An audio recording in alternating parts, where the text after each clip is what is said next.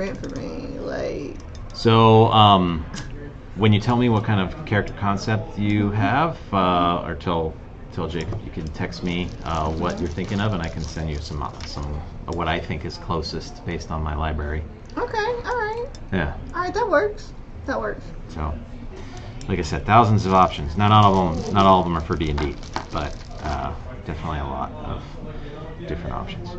So, but yeah, and I know the store does 3D printing as well, for everybody's information.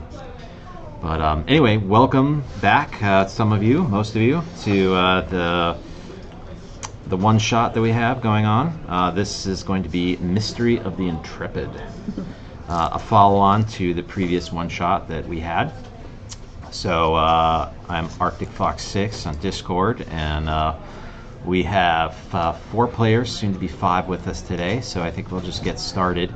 And if you guys just want to go around the table really quickly and describe, your character's name and maybe a little bit about them, because you guys will start knowing each other since it is the second iteration. And we'll just start with yeah.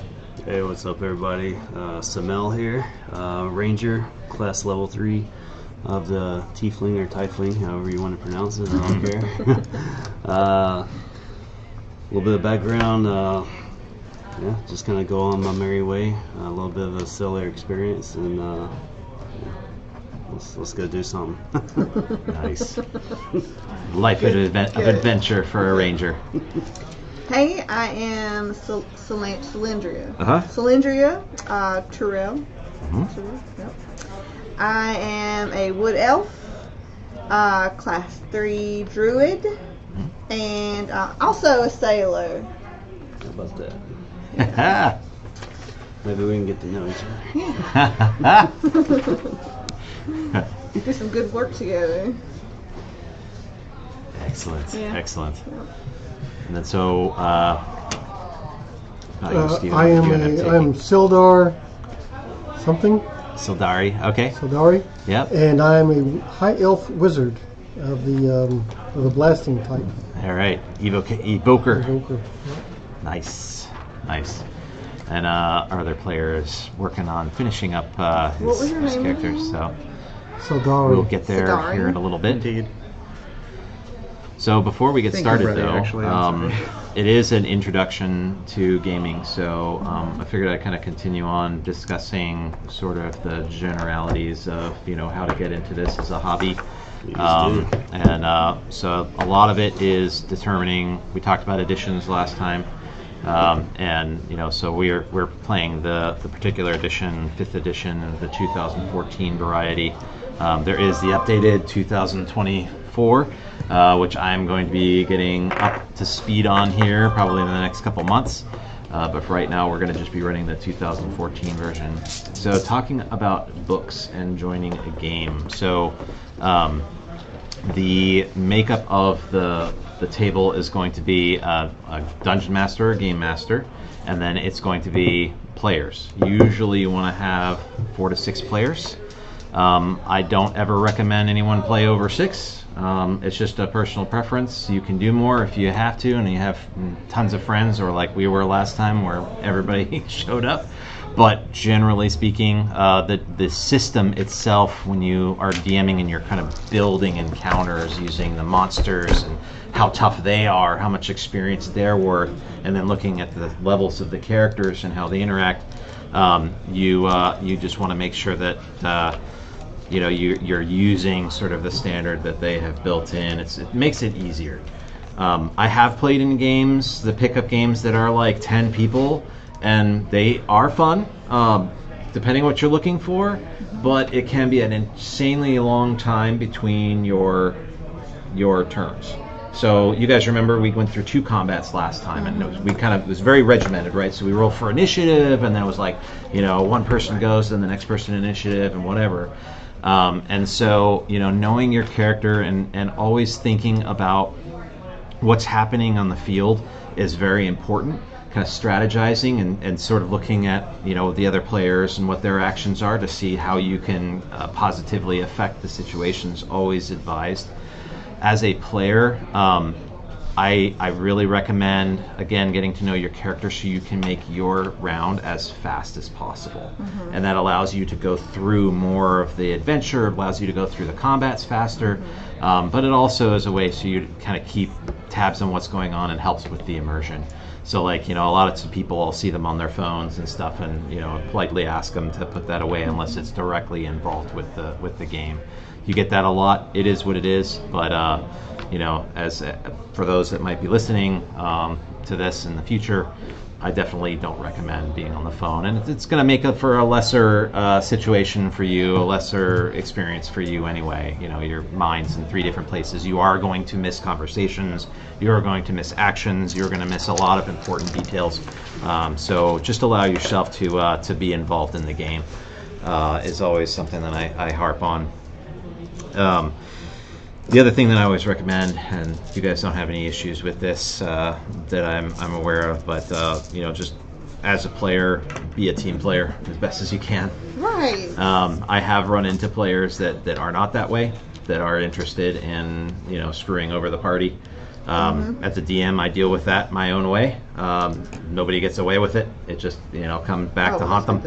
So I would recommend, unless that's what you want out of the game, that is not generally how people should play in a civilized game table. So just to give you a heads up, sometimes it's tempting, and sometimes people rub you the wrong way. And I'm not to say that you won't have inter-party conflict. Like, inter-party conflict's actually a big part of the game, and adds a whole layer of interest to it. But it is when you go take it too far, or it's just blatant and there's no rhyme or reason behind it. It's just to be spiteful. Or a power trip or whatever it is. It's pretty noticeable, and just something to make sure that you avoid if that's something you might fall into. But yeah, the game's super fun, and it's a great thing to play with friends, or if you're going to be going to the game store, one that might be closer to wherever you live or where you live in the future. It's kind of one of the things I always do whenever I'm moving around, is I'll go and this might be a problem for me though, because I don't really want to play for anyone else except for my friend Henry, who is in Texas. Oh, because he's a DM. Like, nice. I have to be comfortable. Do you know what I mean? Yeah. So and I'm a creature of habit. So like, you'll probably be my DM. Well, that's fine. Yeah. No worries on that. Yeah. But yeah, it's super fun, and then if you go visit Henry and you guys can play. Oh, he's coming to see us. Okay, so I'm super all right. excited. I'm well, like, if he's around, and we can always do a little game. Yeah, that'd be great. For sure. But I have groups everywhere I've lived, so and I talk to most of them still at some point or another. And what you'll find is there's a lot of reminiscing about old times. Like, if you have really fun sessions and whatnot, you can actually create those like core memories of having a grand time, or something super funny happens, and then it's just a string of actions, and you'll see eventually, but these things just sort of pile up, or create very interesting stories. And so it's just fun. It's fun. It's kept me out of trouble, a lot of trouble. Growing up and early adulthood. This probably would have saved my my teenage years. Because I got in a lot of trouble. Yeah. This is actually what I should have been doing. It does happen. I've never seen a two-sided My dice family's before. kind of crazy. Little Like, coin. they would have been like, D&D, that's devils. Yeah, they're super weird. Yeah. Anyway. Yeah. I did finish the character in case Excellent. I didn't do that. I am Toma, the 3rd level fighter with a sage background. Okay. I wield a trident and a shield. Nice. All right. A trident. Excellent. Yes. And we are on a ship. What race Yes. are you? Cool beans. Human. Variant human with V mobile feet. Oh, well, so you're fast. Yes. And if I attack somebody, I can move away from them. So all of us can do provoking spells, a right? opportunity attack. Attack opportunity. Right. Yeah. Huh? All of us can do spells? No, I No. Oh. Fighter. Okay, But- well, Fighter we need what's your that though. sub- So what's that's your pretty good, because sub- 3 of us Battle can. Oh, my those are spells. What? They always hurt. My things are riposte and parry, which parry would reduce the damage dealt to me by a d8 if I were to use a superiority die. And riposte is a reaction if somebody is attacking me, or, excuse me. Somebody is attacking me and misses, I can get an opportunity attack on them. Okay. And my AC is 20, so a lot of opportunity attacks. So Yeah. you're in front. Frontliner. Indeed. That's that parry thing. I have 28 hit points, Okay. if anybody. So basically, parry. And you did standard hit points, full hit points at first level, half Right? rounded up, and then Okay. the con modifier, Where's my silly little hit points? standard array or point by. How many hit points do I have? Just a million? No, you have 17. 17. Yep. Oh, that's really small. Alright. Lovely. And I like the way you left me a lot of room. Huh? I'm not streaming. Oh, gotcha. It's just recording, and I'll put it on. I have a YouTube channel, and I'll put it on for people to use this more. I don't have any followers or anything. It's just about people can reference things. And so I have fairly complicated games when I do run them, so people can look back and get All them back for games names and stuff. are complicated. I am Yeah. trying to build a one-shot, and it is going crazy. Yeah. So, yeah. Well, I had a One-shot. One of vampire game for 2 years that I was running, so they could go back and reference names and stuff like that. So it's a tool. these. Beautiful dice, by the way. Thank you. Thank you. Did you, the vampire game, was that Strahd or just? No, it's it's World of Darkness, which is a totally different setting. So whereas this is fantasy type generally, that one is gothic horror and takes place in our world, but like in that version of our world or dimension, if you will, the shadows are deeper and actually do hold horrors like vampires and werewolves and mummies and all these different things, and all the supernaturals hide from humanity for their own reasons by and large, and have interactions with each other. That seems fun.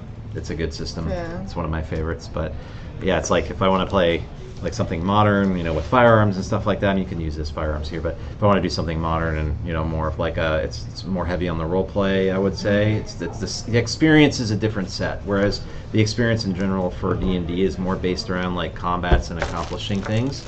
That one just has like a pretty, it's pretty consistent on its experience, no matter whether you fight or not. Generally, so you tend to have a lot more role playing in that system. You don't have a mini with a spear, do you? It It doesn't matter, but do you? You can What? grab any of them that aren't being used. What's the spear? A long pointy Because I don't think that the guy's gonna. That one's a stick. Kind of close, not really. It's a druid, but it's if you want to. It's is something. this yours? Or, no, okay. This one's mine. And I got my own. The knife. big knight guy, I guess. Yeah. Nice. I'm some dude with a Robin mask on. Yeah. Got I the don't know why I have it, but bifocals. is that what it is? Bifocals? Yeah, I think so. All right, so. All right, you guys are walking around town. You guys have gotten a little bit of a name for yourself based on a number of different things that have happened in the previous session. Liberating the mine, which has come under new ownership, and they are sending in supplies.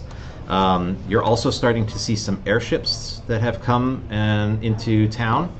Pineville being the name of the town, the frontier town that I was describing earlier. And the town has grown a little bit, not exponentially, but a little bit. And you are well known to the families here that are established. Not so well known to the newbies, but they're coming up to speed. But they're all kinds of different, trying to bring in different, merchants, and then a lot of still in the kind of exploring phase. So they're having a lot of explorers coming in with airships, and lots of different goods and supplies coming in, weapons as well. So as you guys are kind of taking a leisurely stroll around Pineville, you guys hear the familiar breathing, panting as Tommen comes and runs up behind you guys. Master Baracus wishes to speak with you both. All of you. Could you guys come to the forge? Absolutely. All right. Oh, glad I found you. All right. And he just starts jogging back and lanky legs and arms swaying. People making a way for you guys as you guys head to the forge. And the characteristic banging of metal against metal, and you can see the smoke plume coming from the top of the building, suggesting that he's hard at work. And you guys enter. Oh, it's good to see you all again. How are you? Good. Fantastic. Excellent. Well, Not quite feeling myself, but I'm doing all right. no. Well, nothing that a little ale won't fix, huh? He kind of elbows you, and you know, it was super hard, so it's kind of launches you back about a foot or so. And he gives a little chuckle. Well, you remember how I was talking about the Intrepid? The ship that went missing. It was supposed to provide supplies. This was about a week ago now or so. Well, we got good information from a potential ally that we think we know where the ship is. It's about a 3-day sail south of here. Yeah, southeast. We have our own vessel. It's the Hearthstone. There are some nasty shoals in those areas, so we can't use any of the big ones like the Stubborn or the Steadfast, or the flagship, the Anvil Forge. But the Hearthstone should be just shallow enough in draft to be able to make it to where we need to get to. Apparently, there's this island there. It's called Spire Island, and imagine that. It looks like a giant spire. And apparently it's crashed on the island. We don't know if there are any survivors. We don't know how crashed it is. We don't know much other than it was spotted by name. The placard on the aft of the vessel, on the stern, was clear to the observer. His name is Sewell. Sewell. Yeah. Kind of a chance meeting, really. I think you'd call them aquatic elves. Didn't know they were in these parts. Pretty cold waters for them, but kind of emerged, and I was one of the greeting party that happened to run into them and make sure that we didn't have to cut him down or anything. But no, he passed all the tests. We didn't get any kind of negative feel from him, or none of the spells came up that he was lying. So brought us some food, and just wanted to provide us a good faith information on one of our ships, as far as I can tell. Anyway, so we know you're not here for free, so it'd be 200 gold for you guys to go out. We're anticipating probably 7 days, 3 days out, day investigating, figuring out what the hell's going on, trying to rescue who you can, if you can. But either way, figuring out what the hell is attacking the ships and the shipping lanes would be a huge benefit. If there's any truth to that sea serpent bullshit that's out there, that'd be nice. But yeah, 200 gold. You get 50 up front, 150 upon completion. And yeah, you guys have any questions? Need anything from me? Any survivors from the Intrepid that you know of? No. And Sewell said there wasn't. They weren't able to rescue anybody, but they were out. They seem like there's a lot of bad juju surrounding the Spire Island. This Spire Island keeps them away. But so was the Spire Island their path? In their path? No. Oh, okay. Well outside their path. Which is why this is a little odd. Like all these islands here on the global map are not charted at all. So, but this, this is pretty far off the course. This is pretty far east of the path, the historical path that's taken, and where they should have been. But I mean, the ship is about 3 times the size of the Hearthstone, so had no business going in and around that area.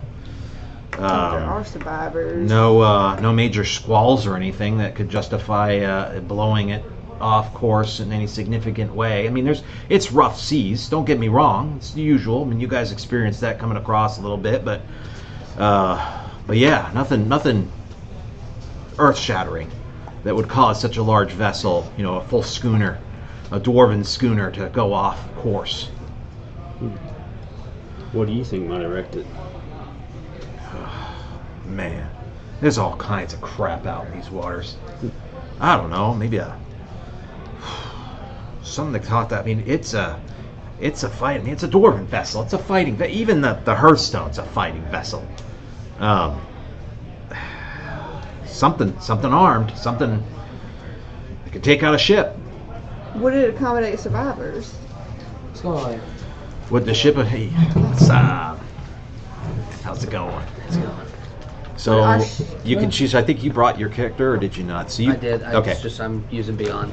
Yeah. I didn't have time to print it up. No, you're good. You're good.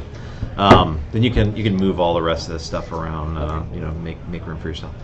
But yeah. So we're just getting started. I'll just fill you in really quick. So this is a continuation of the previous session. So it's sort of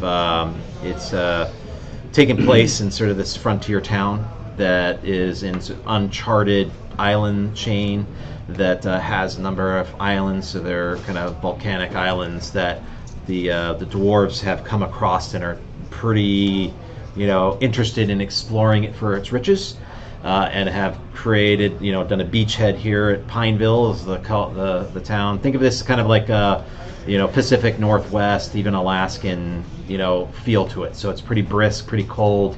Lots of, it's sort of the kind of dark green water, glaciers, snow-topped mountains and pine trees, so that's kind of the feel that you have and your character has.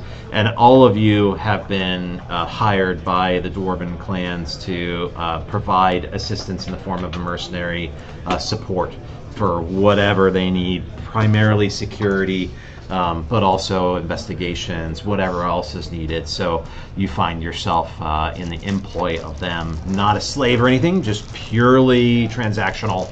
But you know me, I'm used to having been a slave. Do what you exactly. So it's okay. Yep, our previous games. So anyway, what are you playing?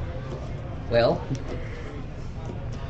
I'm a Dwarven Slayer. Usually I am within a trio, but I am a single person today. I'm usually part of 3 kobolds in a trench coat, but today I am just the top half, or the top third. Third, yeah.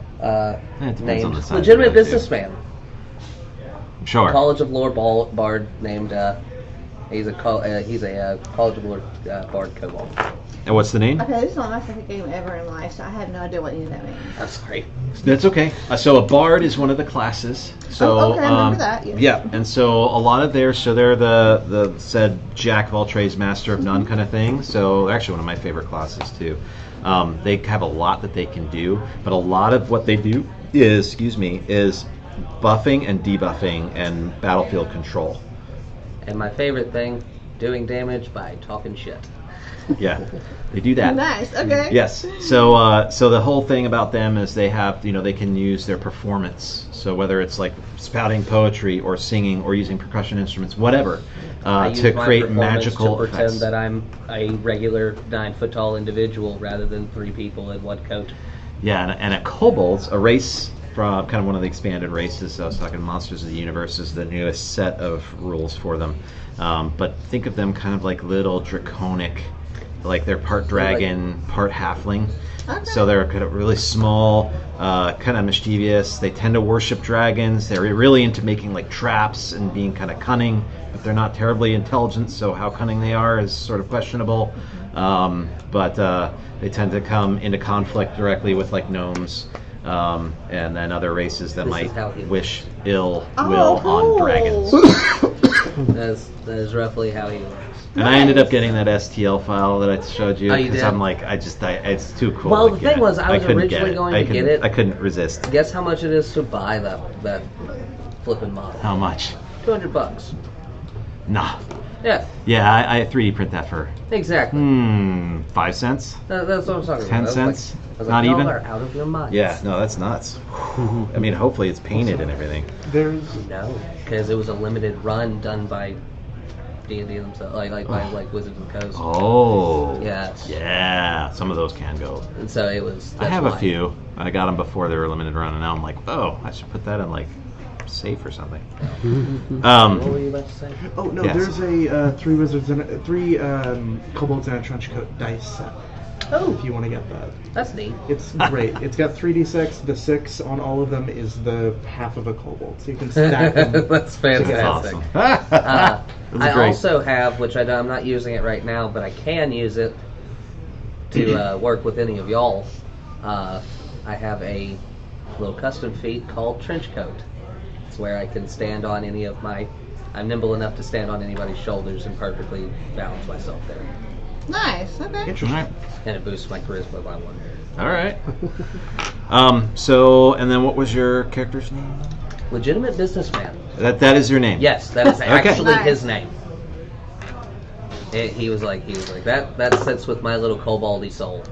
All right. It's like I've got a LBM. I've got a little yep, that's what I call him. The dwarf is not too thrilled on the name, so he's just going to call you Leg. The Sulkable. So, So you end up getting Tommen, who's a assistant to Baracus, so this human teenager, for lack of a better term, that is the apprentice of the blacksmith in town, who's named Baracus, and this is the kind of handler for you guys, for the majority of the mercenaries in town, at least the part that you guys are affiliated with. Go through him. What's his name again? Baracus. Is he badass by chance? Huh? Is he badass by chance? Oh, I mean, you've never Yeah, seen him Baracus. fight. Yeah. He has a scar, and he's really good at making weapons, and dwarven weapons in particular. He seems to have a lot of like clout within the dwarven clans. So, yeah, he seems to. I mean, he's like somebody back in the real world, but he's like wants to be here. Like he's in his element here. He's like not mired, and you probably overheard him talking about the annoyance of like clan politics and all these other things, and you know he's not into that. He likes being out, tip of the spear. We're gonna do, and I'm gonna find some gold. I'm gonna find me some mithril veins. You know, he loves mining. He loves all that stuff. So he is. But as far as fighting, you're guessing he can hold his own. Yeah, hard to tell. You can give me a sense motive. Yeah. If you want. Oh, me? Okay. Sure. Do you want me to use my insight for it? Um. Or do you want me to use investigation? Yeah. Insight. Insight? Yeah. I'm sorry. Let me pull this up. I had to close up some tickets for work. Oh, you're good. It's been a long day. Yeah. I know that. I had a We long also day got too. a, It was weird. We also got a new patient, and she's 140 kilos, so that's fun. Yeah. So I will say, I am recording. I'm not I'm so streaming. sorry. You're good. But just to warn you, and I totally I forgot don't to let say you know. names for a reason. Yeah. Yeah. Alright. Nope. So just to let you know. Yeah. Persuasive patient. Mm-hmm. Yeah. Yeah. I will always refer to patients You're as good. patients. I just wanted to let you know. Because, that is a But if you have any huge issues, I can stop this and delete it. No, that's so just like perfectly I told fine. everybody. You know so me, I'm okay yeah. with whatever. Yeah, and it's the cameras are looking down and then at me. So that's all. That's like at most it'll see your hand. Anyway. Can you guys? Also, Yeah, his one's fine. correction. Alright, well, it's only an 8, so. Yeah, you can't tell, like, compared to you, like, how he holds himself. He's just kind of guarded anyway, as being, you know, a dwarf. He's not xenophobic or anything, but he is, you know, he's definitely just kind of gruff, and you can't really read him a lot because he's just kind of gruff all the time. He seems to treat you guys better than he treats other people, though. It's certainly better than Tommen, who kind of, you know, treats like crap. Tommen just smiles and goes with it. It's great. Yeah. Yes. So sorry. Yeah. Tridents didn't do what I thought they did. I'm just gonna swap it for a long sword to match my little guy. Okay. Yeah. Perfect. All right. So yeah. So you guys have any other questions? Anything else that you need? Starting gold. So did I tell you about magic items? You get 2 uncommon magic items, 2 potions, and then 200 gold pieces. Oh, we already have 2 healing potions? Yes. Okay, gotcha. Yes. Sweet. Just through, that's it's a pretty high commodity in a frontier town. So 200 gold, 2 heals, and what else? and then you already have everything should be built into your character sheet. But give yourself make sure you have a minimum of 2 healing potions. Gotcha. Yep. I have 4 of them now. That's fine. Makes sense for a fighter, just in case. You guys don't. Well, you have 2 kind of healers. You said 2 uncommon magic items. So like, Just well, wanna make so sure. let's restrict it to like a +1 item, like Yeah. but you can do a weapon, you can do an armor, a shield, or you could do a +1 ring, kind of like a ring, protection, or anything. I mean, if you have something that you're like eyeing, like if you want to do like a focus, like an instrument focus or something that gives you a +1 to saving throws, that's fine too. That's kind of the standard. But yeah, 2 +1 items. Whatever it is.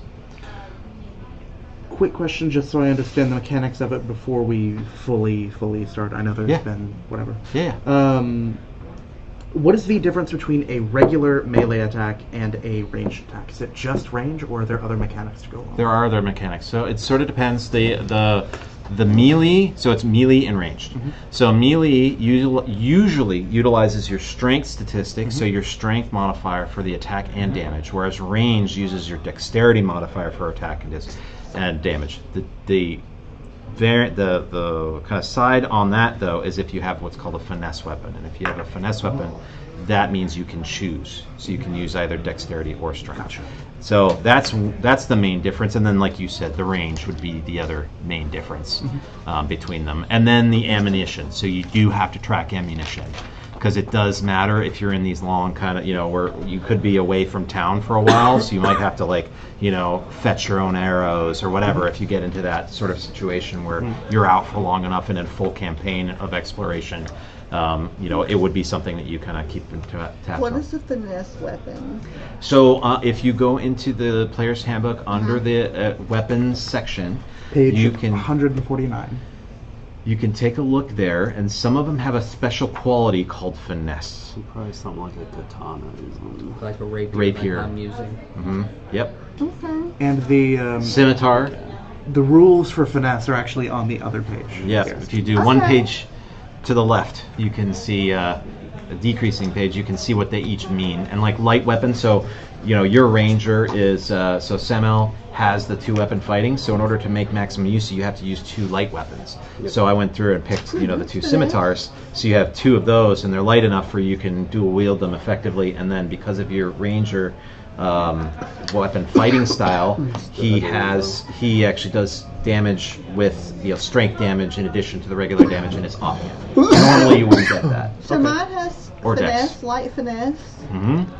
So you can choose between using your dexterity or strength, depending on which is higher. Oh, okay. It should be worked into your stats. If it's not, then you can just make the change. Oh yeah, I've totally used dexterity. Okay.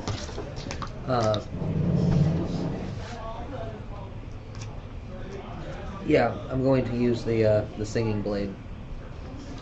Okay, which one's that? It's a +1 rapier. Okay. While swinging this weapon, you have advantage on charisma performance rolls. Okay. It is uncommon. While scratching this weapon against a hard surface, you have advantage on charisma intimidation rolls. Okay. All right. That's all it does. It it makes noise while it goes, like while you're swinging. I was more thinking just like a +1 item, but it's Okay, no, it's that's not fine. a big deal. I can do it. Not I can really. just say regular +1. Yeah, just to keep it simple, but it's No, fine. it's I mean, perfectly fine. So Yes. I'll do a +1 rapier. Is the yes, Semel. is the Aquelf still around here? Went back into the ocean. I could show you where he came out, but I doubt he's still around. This was earlier this morning, actually. And you think it's probably about 10 o'clock or so, just before noon, a couple hours before noon. Yeah, it's fine. The declination's pretty low, though, so you guys are high enough latitude.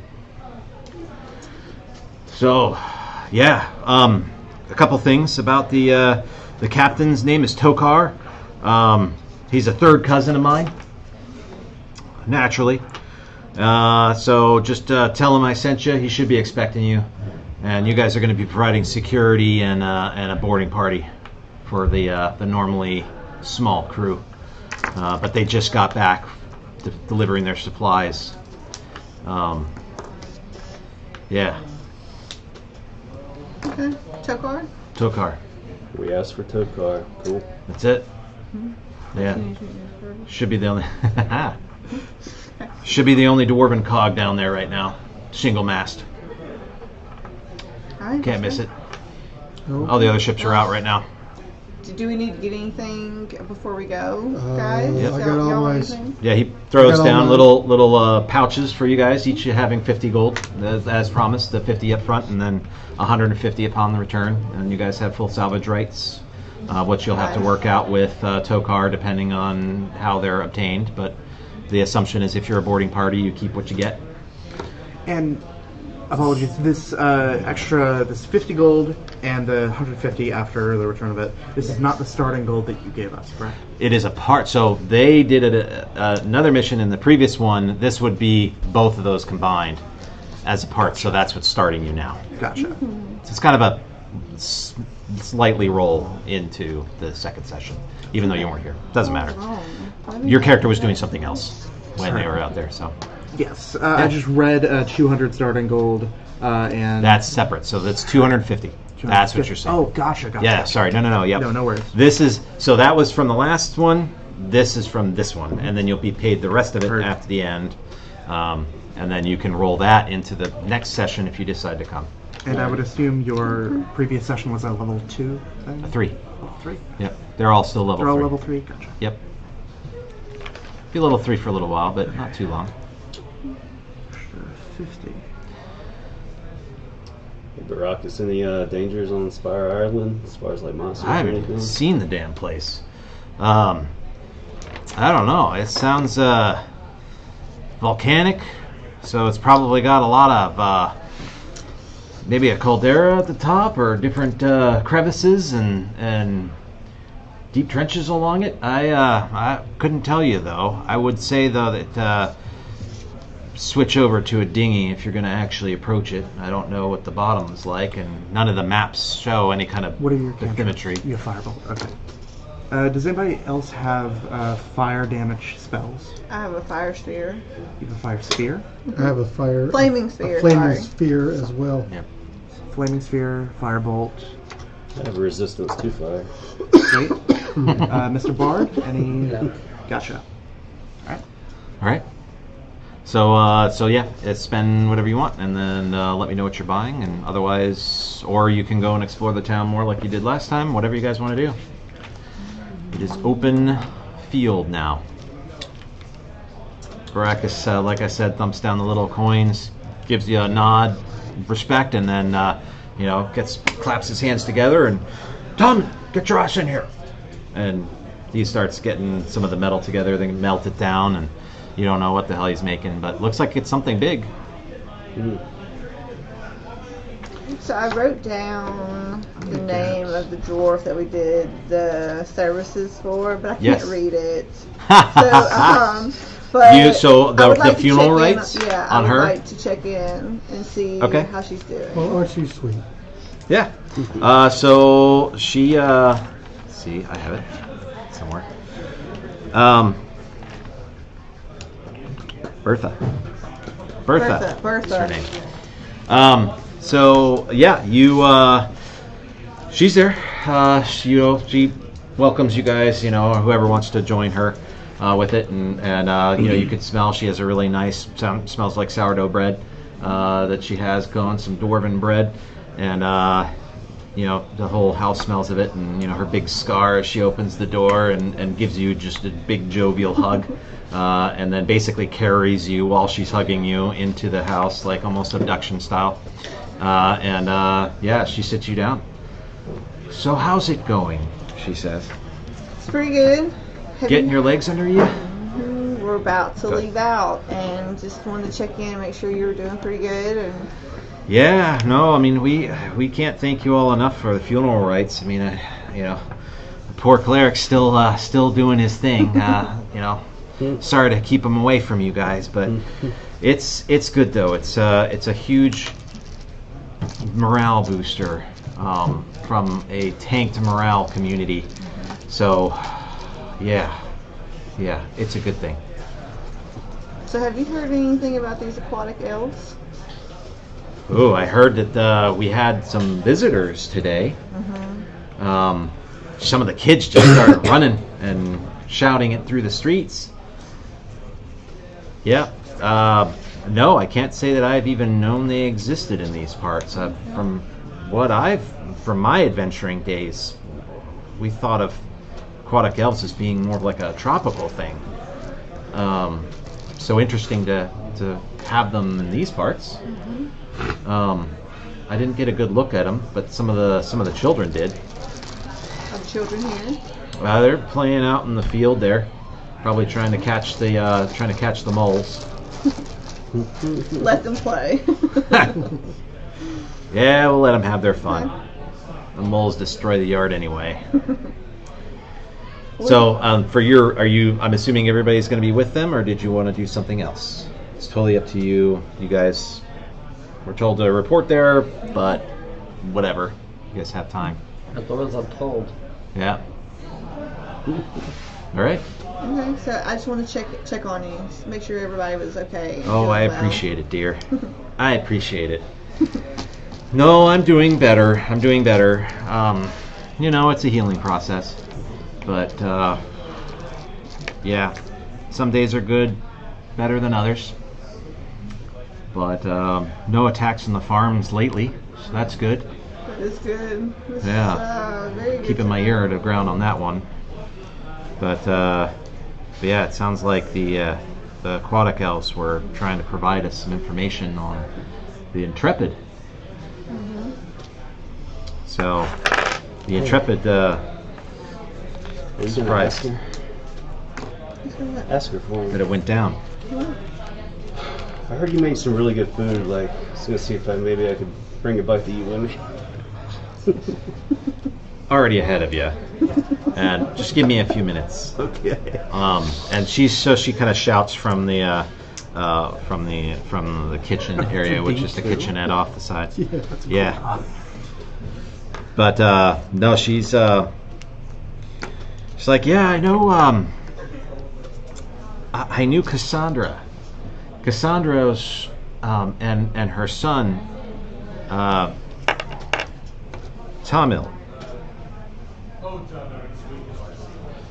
They were both on the Intrepid. Supposed to be coming down or coming up to Pineville. So I would really appreciate it if you could try and find her. She looks a lot like me, but younger. Okay. Second cousin. Second cousin. Yeah. Take a look. But surprising, she has my nose, not the scar. Younger, but and then Tamil, just a little ankle biter. Barely a teenager. Okay. So if you find them, or their remains, her whole expression turns dour. Would appreciate it if you could bring them back. And with that, she comes back into the room, and she has basically a little basket, and you can see some loaves of bread kind of sticking out of it, and she looks like she has some sausage meat as well, and Yes. a couple, looks like some carrots, still has some of the dirt on it, and she puts it down in front of you guys. Thank you. Thank you, Bertha. Absolutely. Thank you. Have any meat? Eat? Meat? Yes. Yes. There's sausage in there. Sausage in there, but I think I got something you might like. And she goes back, and you hear her kind of opening some some drawers, and then some slam, and opens again, and then she comes back with it looks like another sausage, but a different color. It looks like a little smaller, but more elongated, kind of like a beef stick, or looks very much like that. The old Slim Jim. She basically, I mean, the dwarven equivalent. It's probably yeah, the ultimate Jim or whatever, but Yes. thick Jim. The But yeah, Baron. the thick Jim. But she hands it over to you, and she wishes you guys luck and gives you a dwarven blessing. Thank Thanks, you. Bertha. Hey, before we go, just real quick, do you know anything about Spire Island? Spire Island.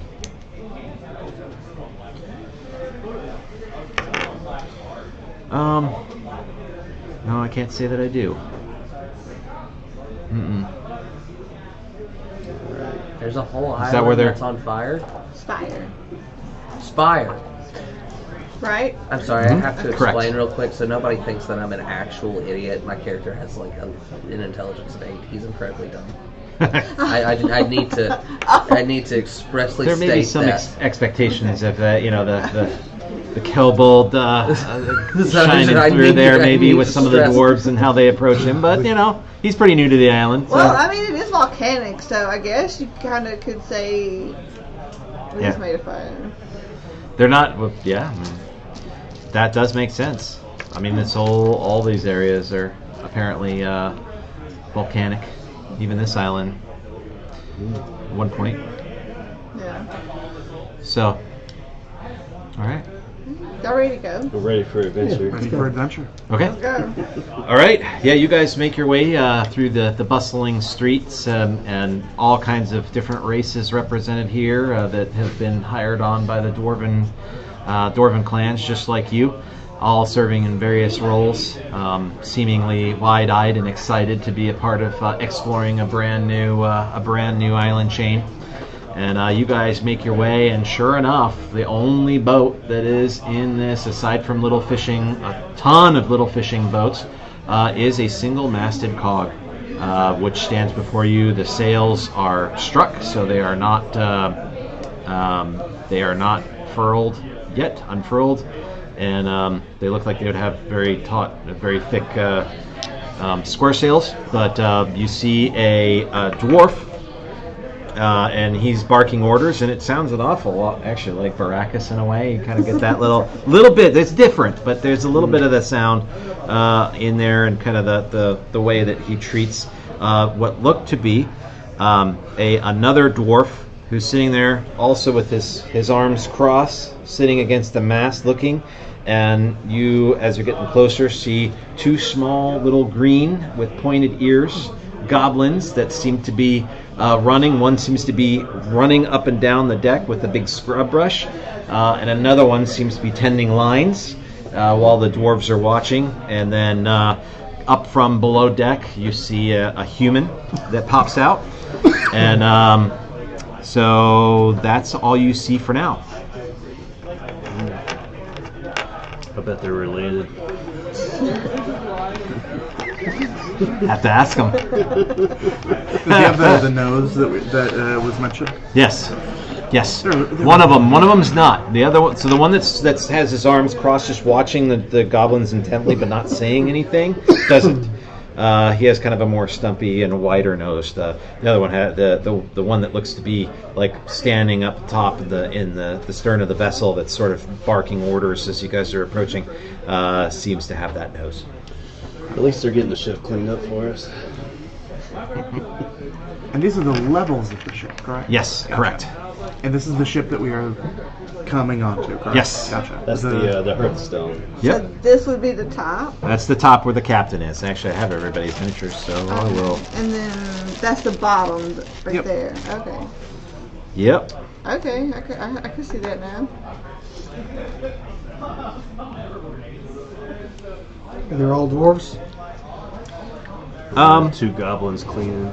Yeah, Oh, two two goblins goblins. And a cleaning, a human, and that's what you see for right now. So it's the two goblins. One's working on lines. This one's doing cleaning. It's one of the.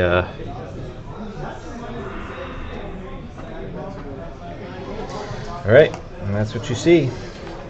You Oh, want and to then be the nice human. and announce ourselves, or just walk on board? Humans coming up. Announce yourself. All right. Actually, Hi, better be here. I am legitimate businessman. Would you like to buy draconic oils? Oh, yeah, Baraka said you guys should be coming. Welcome aboard. Now that you're here, we're going to probably cast off here and maybe within the hour. Okay. You guys all ready to go, though? I believe so. Okay. Who are you? So, I am Tokar, captain of the vessel here, the Hearthstone. And we are a privateer vessel that serves the dwarves. And happy to meet your acquaintance. Baraka speaks very highly of you guys. How close are you going to take us to the wreck? Well, we'll have to play that one by ear, laddie. Come on over, get your stuff over. We got some space down below deck for you guys. It's nothing fancy, but keep the rain off of you when it's raining for the most part. And he goes over and looks over at the other dwarf that sits there. He's kind of uncrossed his hands and coming over to meet you guys on the dock a little bit. Just walking, not saying anything. Brendan, why don't you take these Marines down below deck? Aye, Captain. Come on over. He kind of extends his hand to help you guys on board. Mm-hmm. Watch your footing. So he helps you all in and takes you down. You guys are all going to be staying kind of in this area, and there is indeed an anvil there. And it looks like a series of weapons that they've sharpened and stuff that are here. As you guys are walking through, I mean, it's a very basic layout. So anything with these, where you see like these little rises, anything in that area is actually covered. Anything that's not is not covered. So this isn't covered. That section isn't covered. But these are all. So this is the full. In the bowels of the ship, and then this area looks like to be where the captain Gotcha. sleeps. So it's a room here then. Yes, Right. Gotcha. It is a room. Yep. So they're going to take you, and this will be where you guys are sleeping. The goblins apparently sleep up there, where the everything the barrels are all secured with line, but you can see little hammocks suspended in the bow, but in the bottom of the ship. And then as you guys are going through, you do see in here there looks like a little kitchenette on this side of it, and cooking is a half orc. And then down here you see another dwarf that seems to be putting things and securing whatever they have left, and looks to be accounting for food. He's like counting. Seems to be a lot of people on the ship. So yeah, that's what you got. Looks like that's the crew. Okay. So yeah. So go ahead, put yourselves on here, and wherever you guys want to be. And How many of these people seem combat trained? maybe the captain, maybe the first mate, Brennan. Looks like he might be able to take care of himself. The half-orc, being a half-orc, might be stereotypically aggressive, but he didn't say anything when you walked by. He didn't even acknowledge you. He's just focusing. Looks like he's trying to get some more pots and pans cleaned and scrubbed, and then other things secured. It looks like he has a barrel of pickled fish and whatnot that he's putting the lid on and then lashing it to the makeshift table there. Pickled fish. It's my second favorite. Yeah. First being fish. That's non-pickled. Well, I'll tell you. So that's about it. But the level of combat, based on the weapons, they seem pretty poorly. Even though they have an anvil on board, they don't seem terribly like super sharp and very fancy or anything. Certainly not like Baracus's weapons that he has in there. So it looks like they bought them a while ago, and they've been, getting them to the point where they're dull, maybe using them for other things, and then they're trying to reshape them as they go.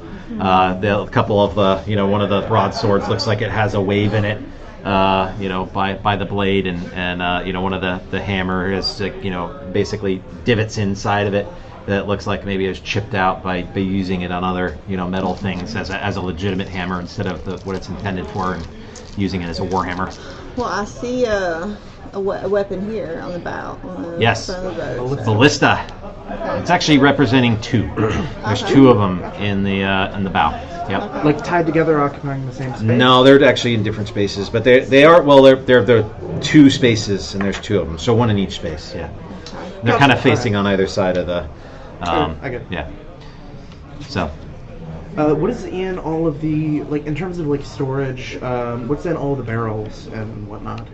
If you want to go and either ask or you can try and find out. It's I'm up to actually you. going to ask Okay. the captain first. I would also Captain? like to know the captain and the first mate's name, just because I have forgotten. No, you're fine. glanced So over. Tokar is Tokar? captain, and Brennan is the first mate. Gotcha. Yeah. So the captain kind of looks at you, and he kind of like squints his eye a little bit and looks down at Brennan. Hey, Brennan, one of the new Marines has a question for you. He'll answer your question, and then he goes back and then kind of makes like looking at all of you, and then steps off the boat and goes look for the harbor master. Is he visibly uncomfortable by our presence, or just kind of Make an insight check. first roll of the session? Is insight is 14. 14. It seems a little nervous around him, and it seems a little nervous around him. Well, I will. So he's racist. Well, No, brother. That's Not necessarily.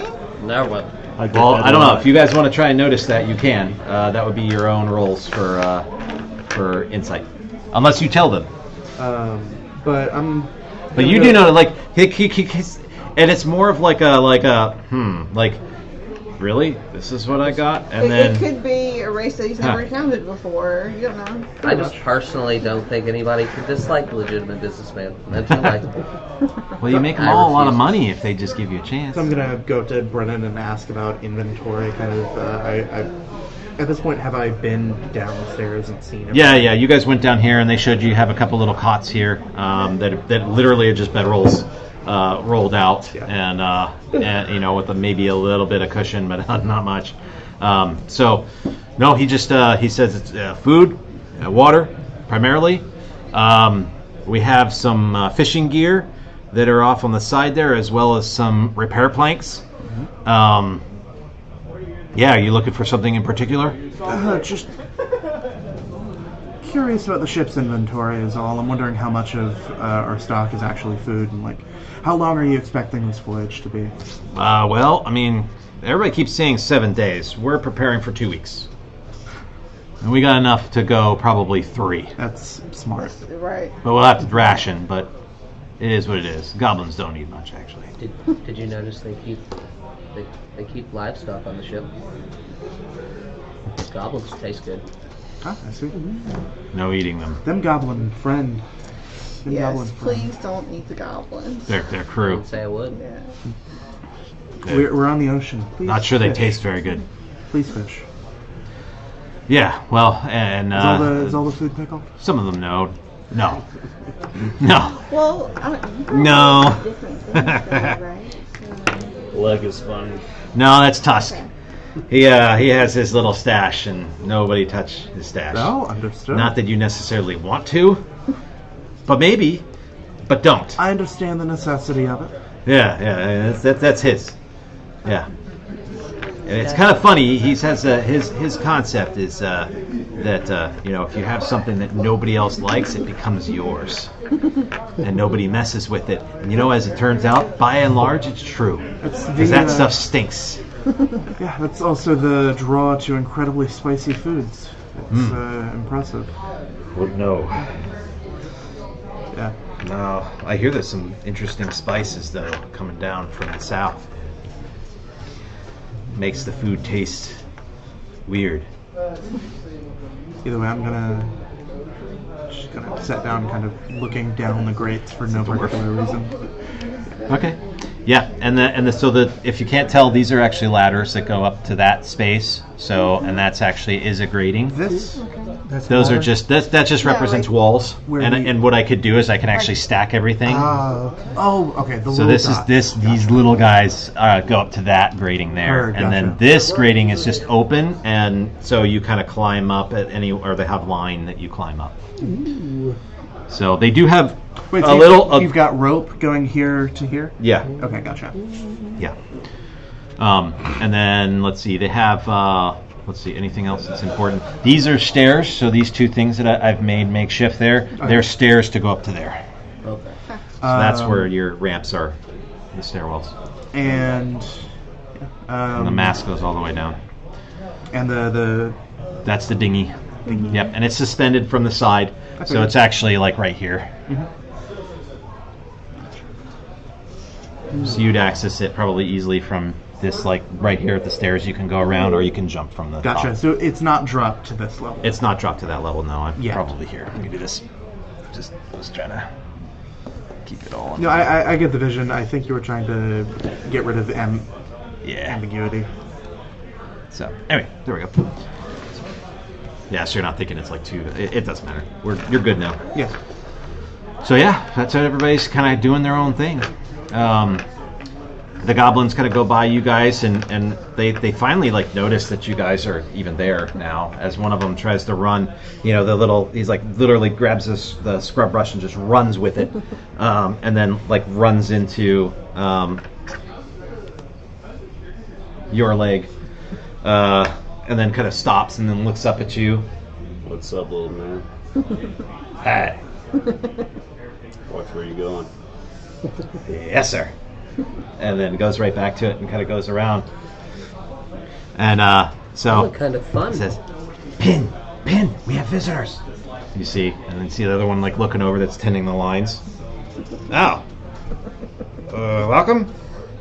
Welcome. Hardly visitors. We're here on a work-related matter. Oh, your crew? For the moment. Hey, yes. Brennan, we're not the new guys anymore, right? No, you're still the fucking new ones. Oh, damn it. Just passing through, unfortunately. No. Seems a little dour about that, and then continues to go and fix all the different belay pins, using belay pins, and these tying up the knots, getting everything all finalized and secured. The captain does come back, steps back on board. It's like, well, is there anything else you guys need to do before we shove off? No, we're ready. Not particularly. Anybody need any weapon grades? Or anything? No? All right. I'm good. Sounds good. All right, let's shove off. Everybody, go ahead. And you guys are going to be helping, just to let you know. You guys don't mind untying those lines to the dock. Those lines are the docks. They are not ours. Give the lines back to the docks, and then help me shove off a little bit. So as you guys do that, yep, and you see like they all come up. So all of the crewmen come up to the side, and they are all kind of helping to push off. And then they use oars to kind of push off more off the dock. And then you see them like affix it to little rings on the side here, and they start to try and maneuver out of the bay. So as you guys are going, give me perception checks. 20? D20. Yep, correct.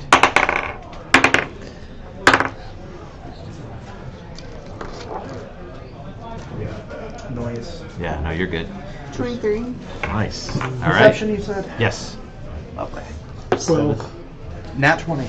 Wow. All right. So what is that 17. total?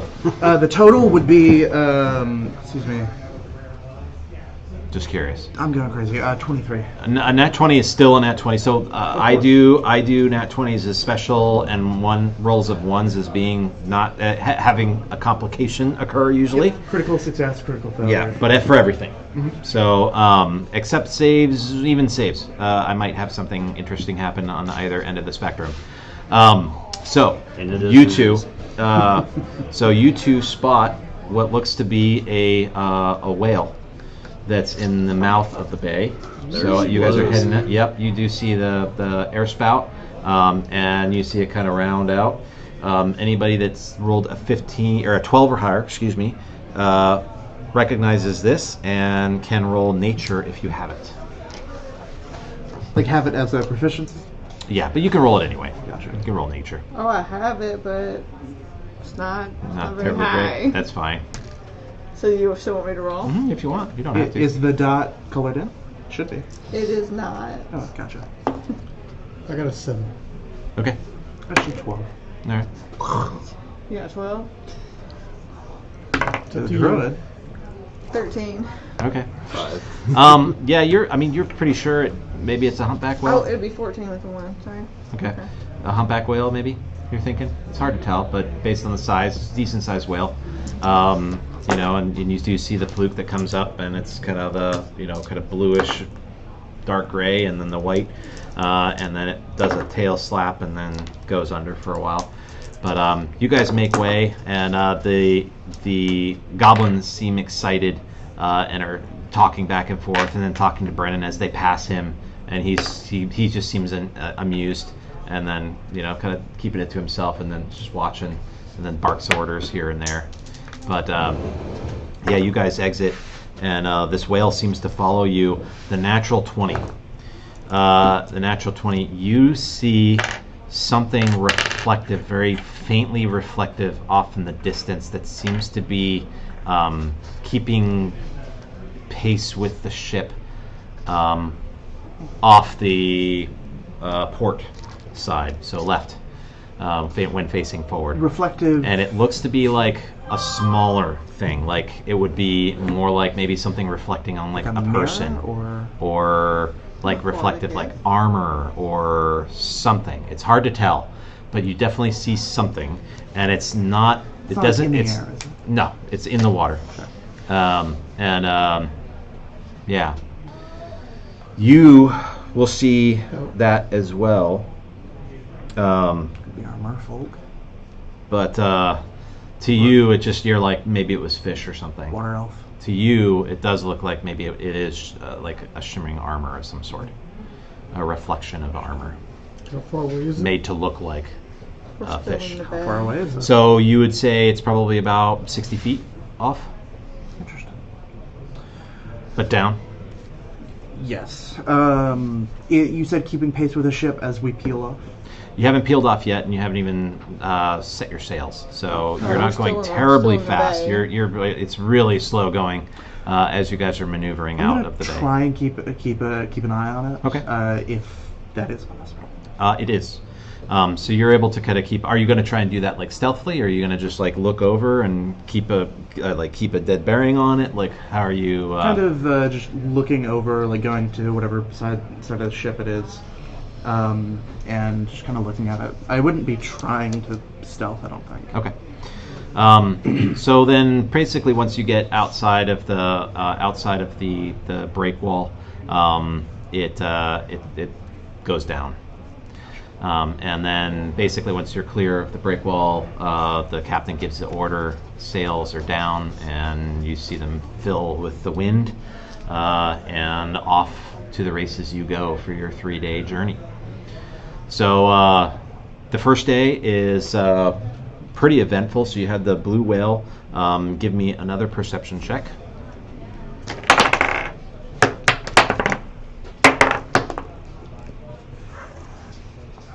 15. Okay. 14. So 16. 11.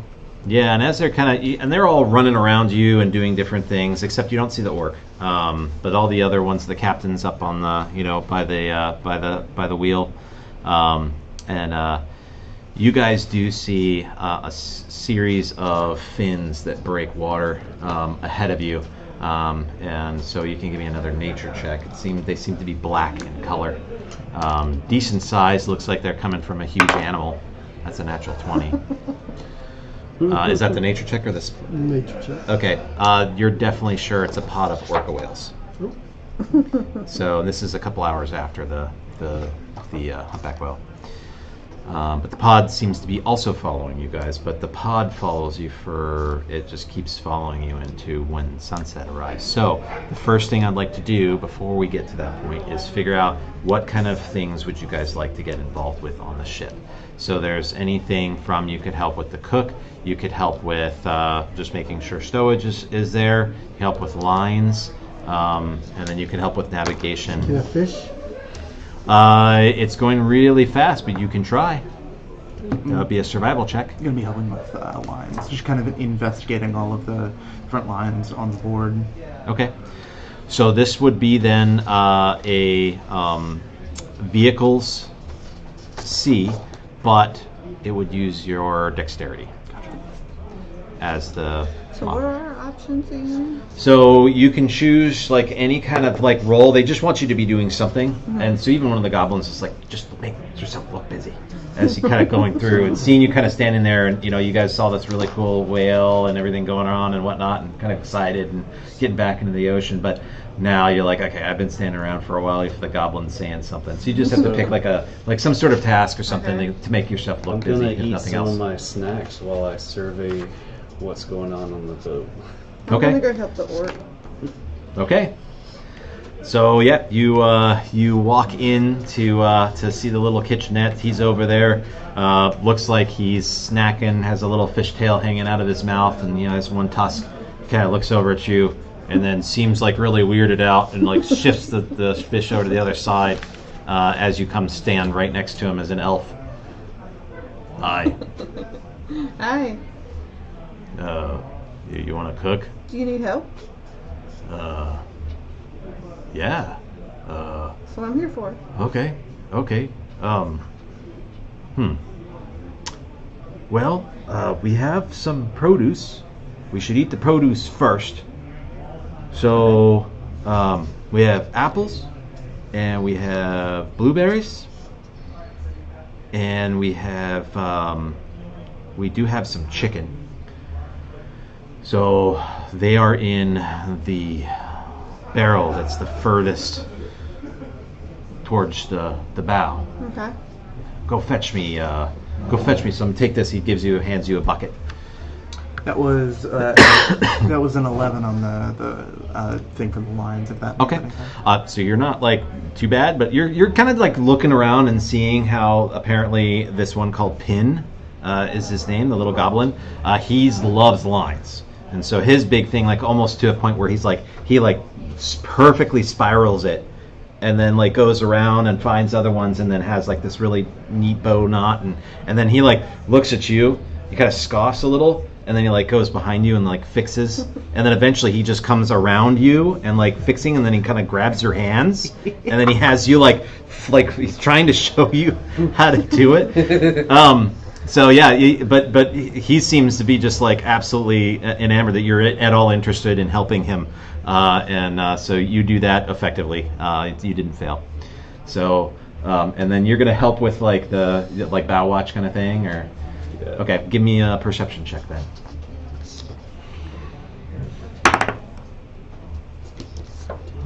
There is a crow's nest and nobody's in it right now. 18 perception. Is that where you're your going? DMG or is Yes. that his DMG? That's mine. Lovely. Is that where the exactly where I was kobold's gonna gonna go? Okay. Absolutely. So athletics check And okay. to get up there, The kobold. or you could do an acrobatics. 23. Natural 20? It is a 23. Okay, so you just somersault up there, Yes. and like Nice. the other goblin, who apparently his name is Rook, looks up at you, and he seems to like see how quickly you go up there, and he's like, Pin, did you just see that?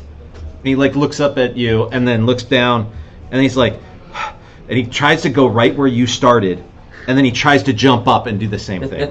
Is that rook that we saved earlier in the campaign? No. Oh. No. Is Bobo not That's here? Bobo. Oh, I have a miniature for him. Well, why isn't he on our boat? So We'll have to if check you on him guys- when we get back. when you want. Yeah, I wasn't sure if you're going to bring him or not. So then you kind of got off. You're like, shit, are we forgetting? We're forgetting someone. We're forgetting. I know we're forgetting somebody. Bobo. They rescued a goblin. And then, well, they actually spared the goblin, and then the goblin was so sick of the bugbears who had basically usurped the other goblins that he turned and helped you guys, and then he slayed one of the bugbears Apparently in he's a a fit of badass. rage, Yeah. and rolled really lucky. And then he basically was adopted. Oh, so you became Memnon. Yeah. I play in a campaign we play together. I am the adopted father of a young dwarven girl and a young goblin, and Both player characters. I also choose to actively ignore every time he tells me that he's not a child. He's a grown-ass man older than me, and I'm just like, yes, it's okay, son. You're good. Pat. But All right. So Yeah. he tries to do it, and he doesn't do like bad, but it's nowhere near like your skill level. He has some skill, but he ain't somersaulting and like weaving in between like you did. Almost pretty special. With that roll, I'll also give you advantage on your perception check as Bowwatch. ooh, sweet. Well, I'm also Your Bowwatch, your Crow's Nest. yes, I'm in Crow's Nest. Yes. Only problem was I was not going up there to be useful whatsoever. I was going Okay. up there to basically be a PA system and play on my flute for everybody to enjoy. That works too. Then I'll give you performance. I'll let the goblin do Okay. his watch. Oh yeah. Well, he goes up there and then he hears you, and you see his like ear kind of like do one of these as he looks down at you, and he seems fascinated by you. The kobold is shorter than the goblin? They're about the same size. So I got a 25.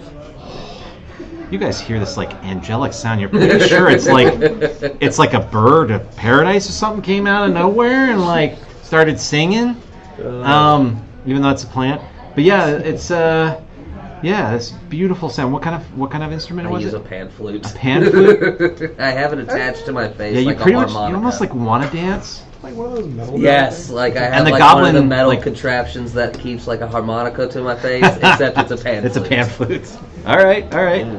Yeah. So the goblin just seems to like he's not even doing his watch. He just sits there and kind of like listens to you and kind of sits down. All right, and then I guess I'm just gonna throw a line over and try and fish. fish. So give me a survival check. 14 plus 15. That is actually not bad. So you put your line in and whatnot. What are you using as bait? We are going to try some of the fish downstairs that was given to me by the orc. Well, I think in that case, it's probably got to be either a persuasion or you got to do a Stealth. hold on, let me see. Sleight of hand. Sleight of hand. Oh, So What a- choose whichever one you want to try. Either What a- persuade him, or you can try. I mean, you could try and intimidate, but would a gold piece help my situation? oh yeah. There you go. But still roll Awesome. persuasion with no, you could just buy it unless you want to roll. Yeah, let's do it. It has advantage. Ooh, Jesus. Roll the other one. It's advantage. Oh, advantage. Oh no! He sounds like Oh no! A 3 and a 1. Oh Jesus! Yeah. He like takes the gold piece.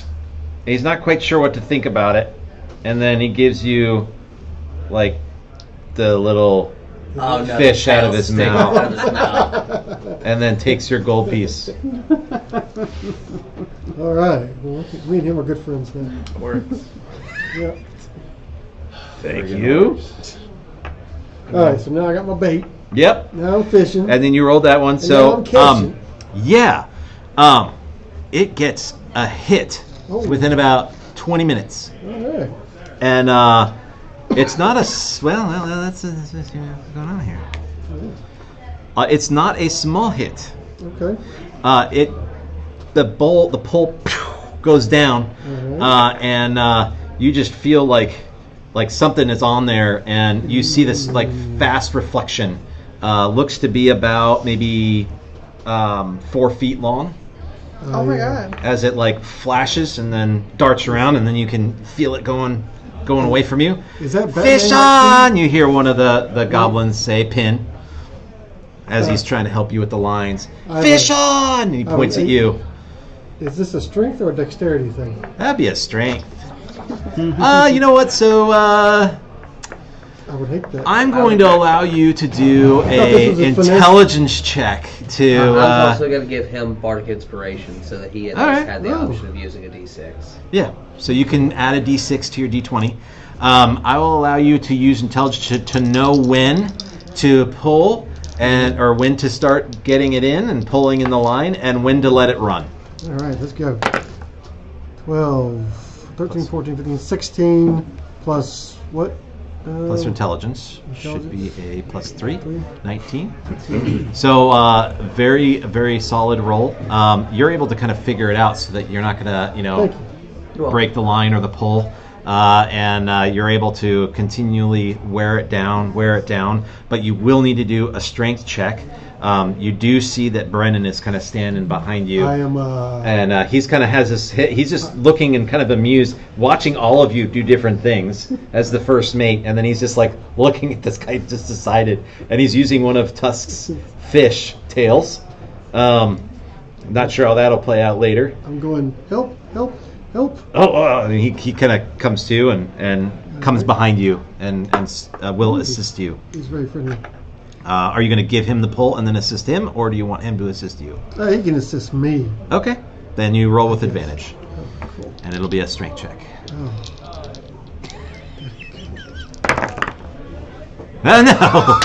No! 3 and a 2. Ripped into the water. Yikes! That is a 2.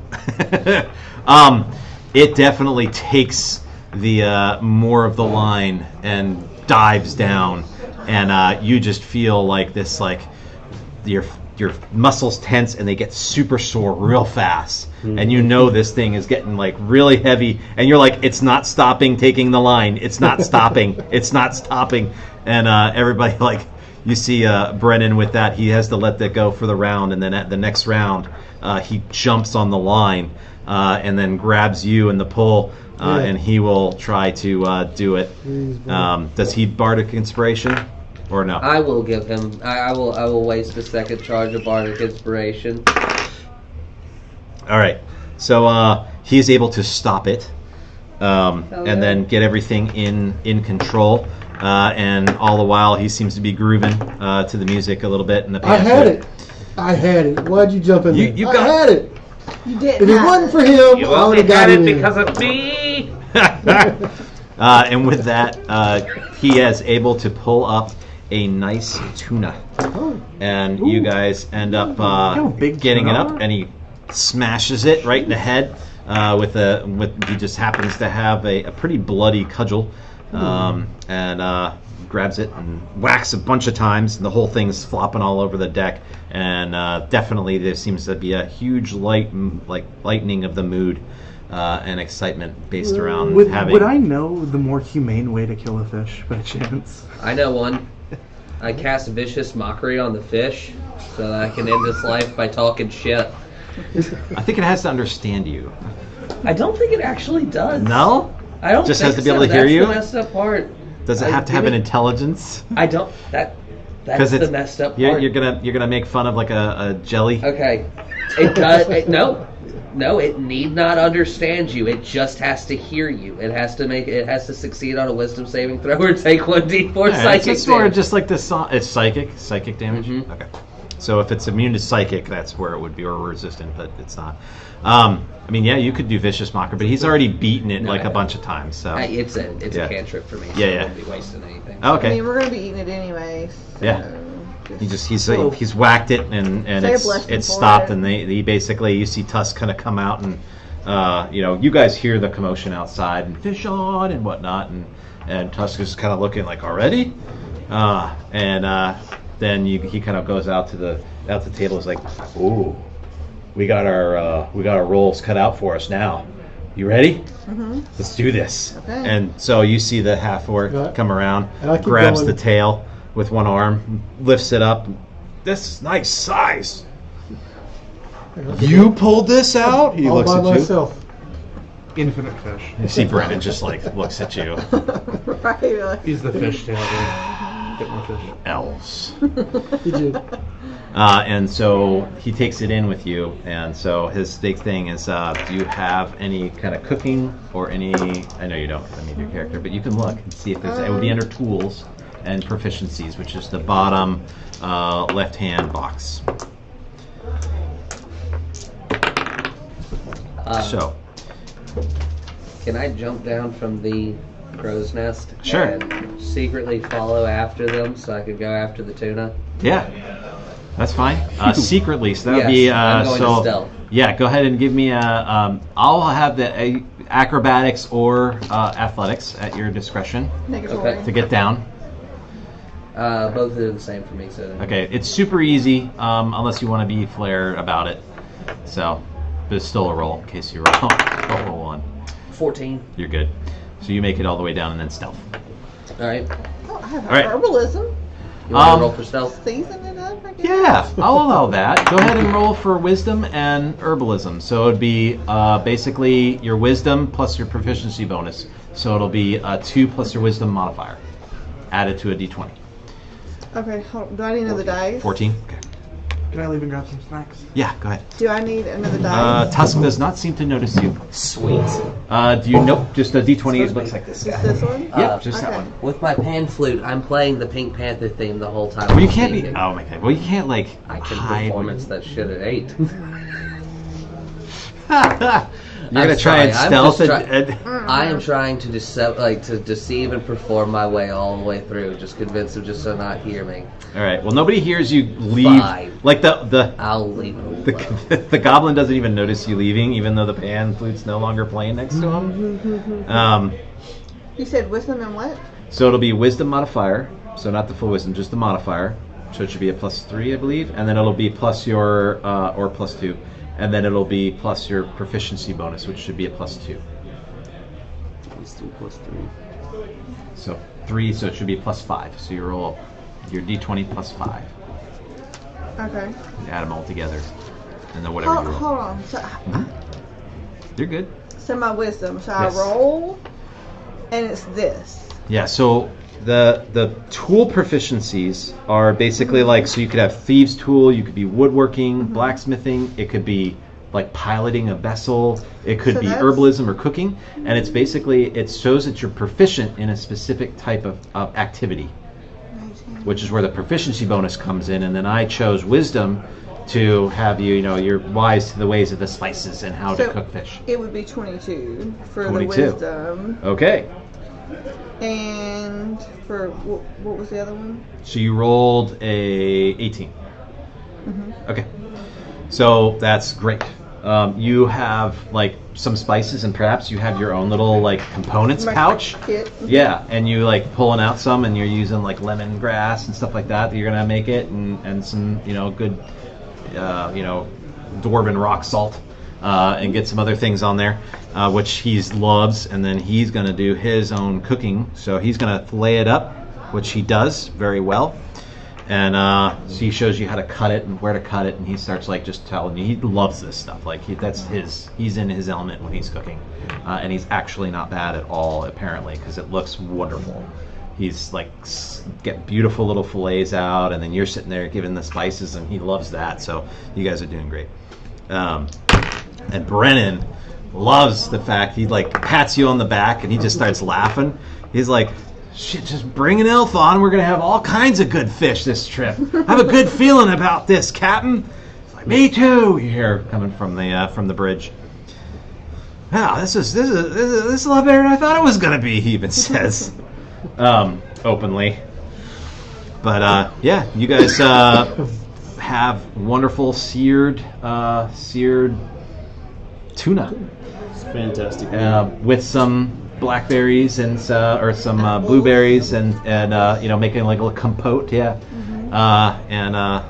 that's it. And you guys have a wonderful meal.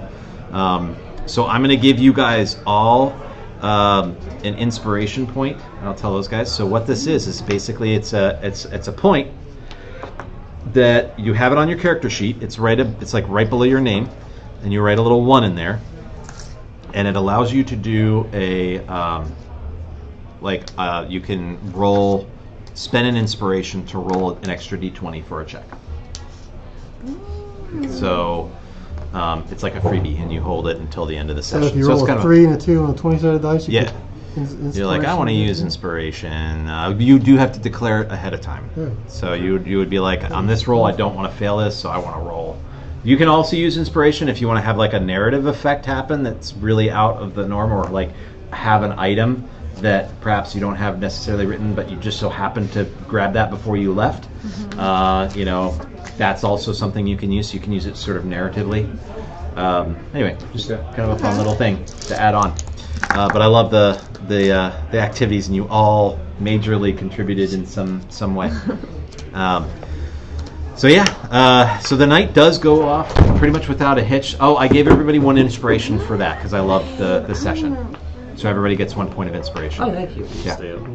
So, I'll get you. I mean, I can go ahead and finish the I got platinum you. for the Timeless Legacy for you. nice. So yeah, the night goes without. They set up a watch. That's no problem. This is day 1, Dave. That's day 1. Okay. All right, I give everybody 1 inspiration. I love it.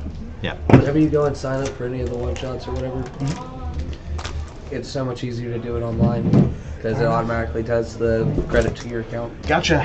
Fair enough. Yeah, it's nice. All right, so yeah, no issues. You piggybacking off of your 20 you rolled much earlier, and since you're kind of attuned to it, you're pretty sure you guys like as you're going, you're still going pretty fast, but you're pretty sure you saw a reflection of armor again, off about maybe 60 feet right before sunset. I'm gonna. And it's off the same side, and about the same position away from the from it. It does look like there's like it's really hard to see because it's pretty like thick water. Like if that makes sense, it's not a clear by any stretch of the imagination. There's a lot of different organisms in this, but you can kind of see a little bit of an outline. It does look kind of humanoid. So, but there is something else with it. I'm gonna tell all of everybody about this. Okay.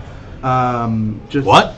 The captain says. Or are you just telling them? I'm just telling Okay. them for right Okay. now. I might later go on to the captain. That's fine. Sorry, I jumped the gun. No. I'll You do are it all for you. good. What? I noticed it when we were at port. It seems to have been following us for the whole day and keeping up with us. Right, I It noticed doesn't tell us. something, wasn't sure. Well, at the time it could have been anything left in port. It could have been something like a piece of metal that had fallen into the water. I'm innocent. You're innocent. Yeah, but there was nobody missing. Let the people know. Well, then, Also, if it was a piece of metal, a runner. It's like, either who way. wants it? So, tell me. Good point. If I see any more rusty bits of metal that you might catch tetanus, I'll let you know. Okay, so is it a possibility that it could be an aquatic elf? It seemed humanoid. Mhm.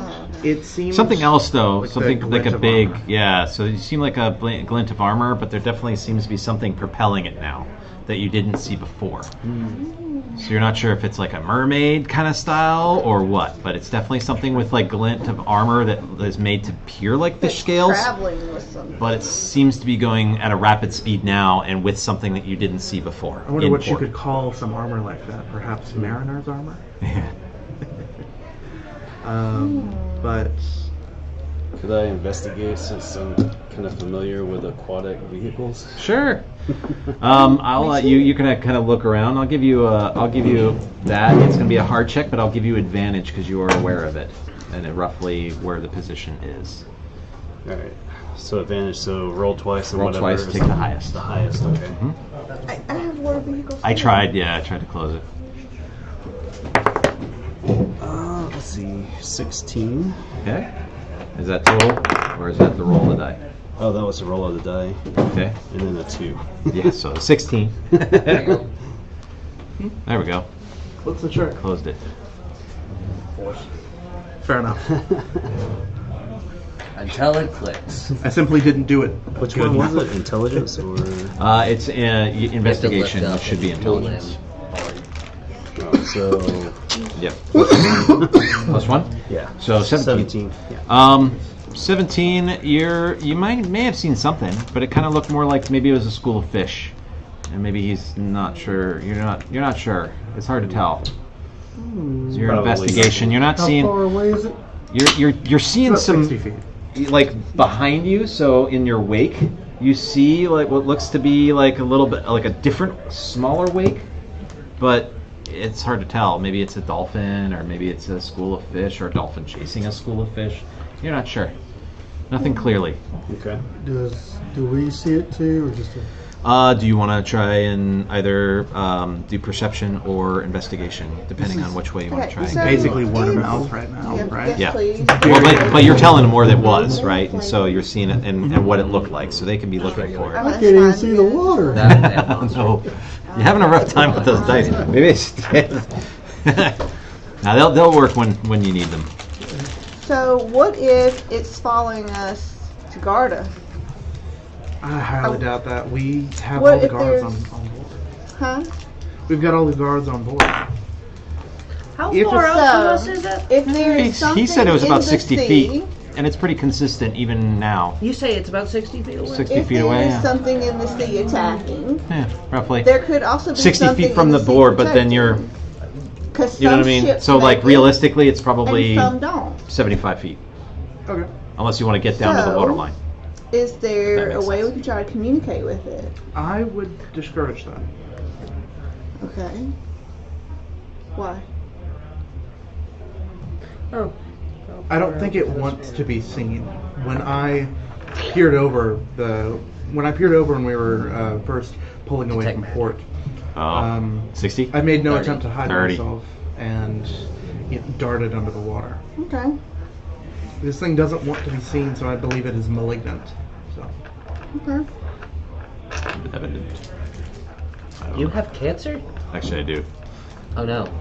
Huh? No. No. I was like, oh no. No.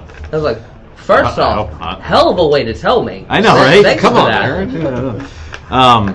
No. So then, I mean, is there anything else you guys want to, do? Or? I mean, it doesn't seem like there's. Wait, so. I mean, there's really nothing else that we can do in order to find anything out. We just have to just keep an eye on it. Hmm? if Sure, you aware of attempt to if you attempt to keep an eye on it, it'll dart away. I say, let the actions unfold. We're aware of it, Mhm. so. Okay. So, question is now: do we tell the captain? Can you That is actually. can the you question. stealthily spy on it? You're good. Can you stealthily spy on it? Yes, Yes, you can. You Yeah, can. yeah, for sure. I will attempt to. Yeah, stealthily I would say spy. you can choose either stealth or deception. I'd much rather my deception. There you go. Because then you're kind of like looking and then making it look like you're not looking, Yes, no, that's perfect. 'Cause I Yeah. have a +7 to my or you're deception. hiding and looking. Wow. Yeah. Is this Matt Yeah. Stores? So. No, it's mine. Lovely. Well, good thing I had that because it's 15. All right. Yeah, I mean you're able to make it look pretty natural.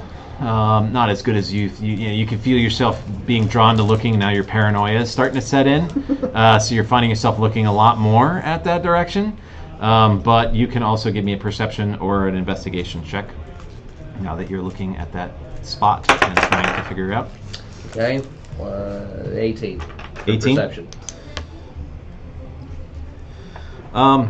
Same kind of deal. You think you might see like a school of fish, that, like a reflection in like a very tight school or something, and then it like kind of scintillates and then darts deeper. Looks tasty. We just got a A lot of little I guess. tasties, maybe, or armored not tasty. Okay. Well, the rest of the night goes off without a hitch, so no attacks or anything, and you guys are able to get a full night's sleep. So the next day, weather sets in a little bit, so it is much nastier. Yesterday was pretty clear, clear skies, but today The clouds came in pretty fast after the morning, and the seas start rising a bit, so it gets a little bit choppy. You're starting to see the winds pick up this day, so everything is made at a slightly higher difficulty.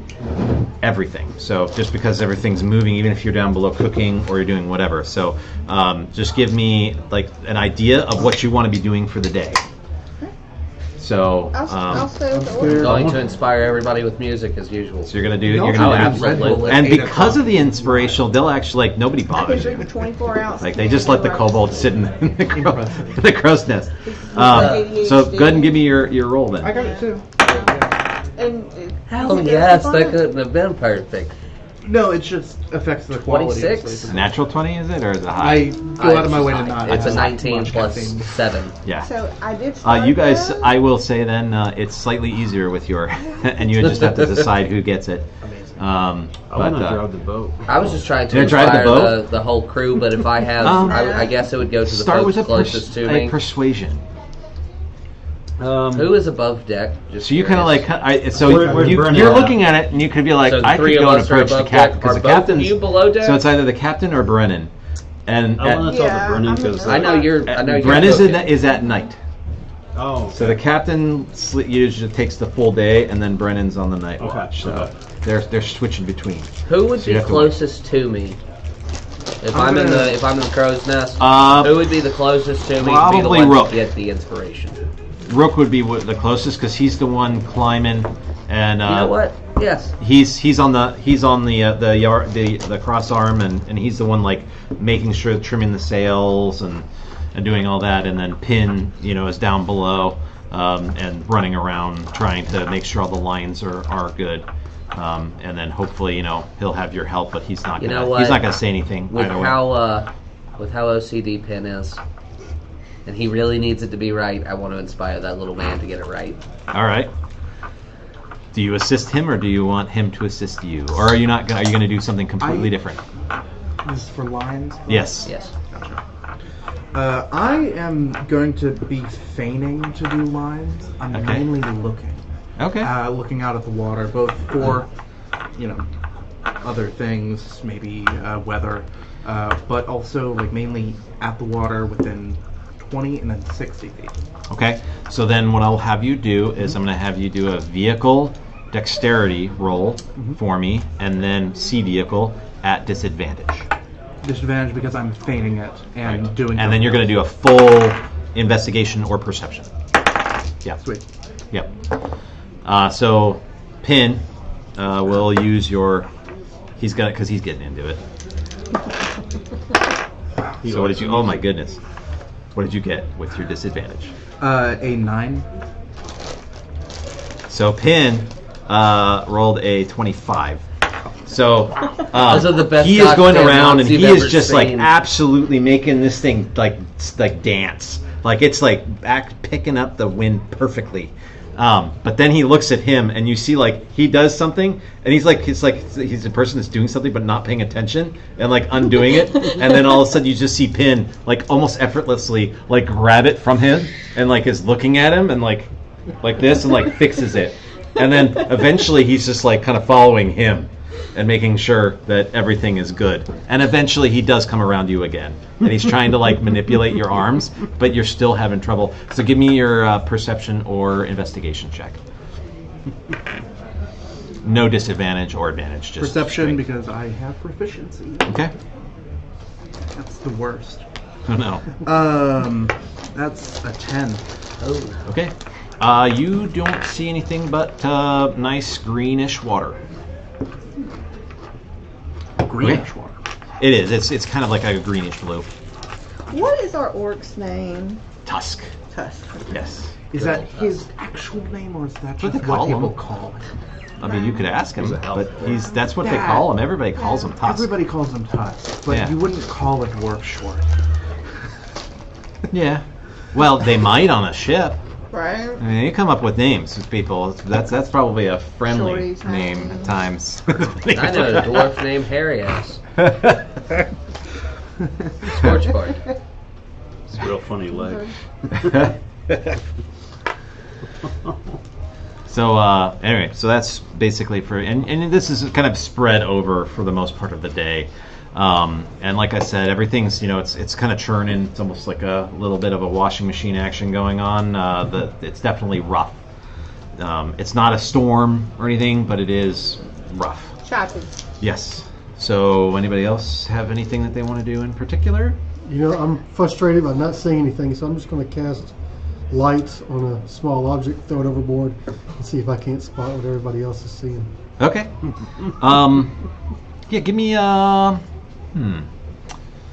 Would be athletics because he's throwing like a baseball. Probably athletics. Yeah. Just on a spare piece of metal. Or Something that's a little piece of wood or something, I imagine. Yep. Terrible. 16, 17, 18, 19. Wow. Okay. So yeah, you take it and throw it, and then you just see it land right about where they keep saying they see something. And give me a perception or investigation check with advantage. Hi. With advantage. With advantage. With advantage. With advantage. There you go. 13. Bad dice. They do not look. Yeah. What is it? It's a break-in period. Have you done the salt thing? Yeah. It's, I normally it won't do well. Some was of it? mine, they just need an exorcism. Perception? Sometimes. Huh? It's you choose between perception or investigation. Investigation uses your intelligence. I'll give Wow. him bardic inspiration Oh, as that's well, so 17. he can get that plus Okay, 6. roll a d6 then. That's Sorry. 17 right there, right? So 17. Okay. And is that a plus 6? 23. Okay. Fantastic. Sure enough, you see what they're talking about. There. And it kind of goes in, and there's this one particular wave where you actually see it almost breaks. It's close Give to me the a surface? give me a nature check. 15 plus intelligence. It's 18. Okay. You're pretty sure you see a dolphin. Ooh, a dolphin. Bottlenose dolphin. Yeah. It looks like a bottlenose, a decent-sized dolphin, and you're not sure, but it almost looks like there's a harness on it, but then it disappears. And then you see deep down, you see a more reflection, which again is made to look like fish school, like a real tight-knit fish school, but it's not. It is definitely armor. And you're like, yeah, I can see it, and then it goes off, and it's so choppy, it's just hard to really you're pretty sure you saw it, and now you're maybe questioning your sanity a little bit, but you're pretty sure you saw that. You're not tongue chewing out of your mind yet. You're just you're just a little out of it. Neat trick with the light, I gotta say. And this is an in-character. Well, thank you. I want to use my mage hand to go get it, but And it just goes down, and the light disappears real fast. I don't have mage hand either. Well, yeah, all right. It's prereq isn't there. Oh. Dumb question. Yeah. Mage hand, underwater, would you have to account for buoyancy of the mage hand to increase it, or would the mage hand not occupy the space of the water? It doesn't technically float, it would sink. No, but I'm talking about literal, Lifting? the force of buoyancy, it would make it lighter in Gotcha. a way, depending on the buoyancy. So the mage hand literally, does it displace water or no? I think it just sinks through I it. think it just would be through it. Yeah, I think it's a force effect. Never mind. Okay. All right. About anybody else that wants to go over here? Anything in particular? There's tons of tuna left. You guys did not eat anywhere near all of it, and so Tusk is trying to cut it up and stuff, so you can try and help him with that. Absolutely. So in that case, I'll just allow you to do an attack roll. So it'll be your proficiency bonus plus it's finesse, so it could be either dexterity or your strength. Okay. Dexterity. That's Okay. my highest one. 16, 18. You carve that thing up real I nice. say she's just sitting Yeah. here just... He's almost giving it to you. And he's just letting you, and he's watching you. I'm gonna go up to Tusk and I'm just gonna tap him on his shoulder. Ah. Tusk isn't your real name, is it? What do you mean? It just seems like perhaps a nickname from members of the crew. Maybe it's short for Tuskifer. That's genuinely possible. But just curious. He kind of squints a little bit. Give me a persuasion check.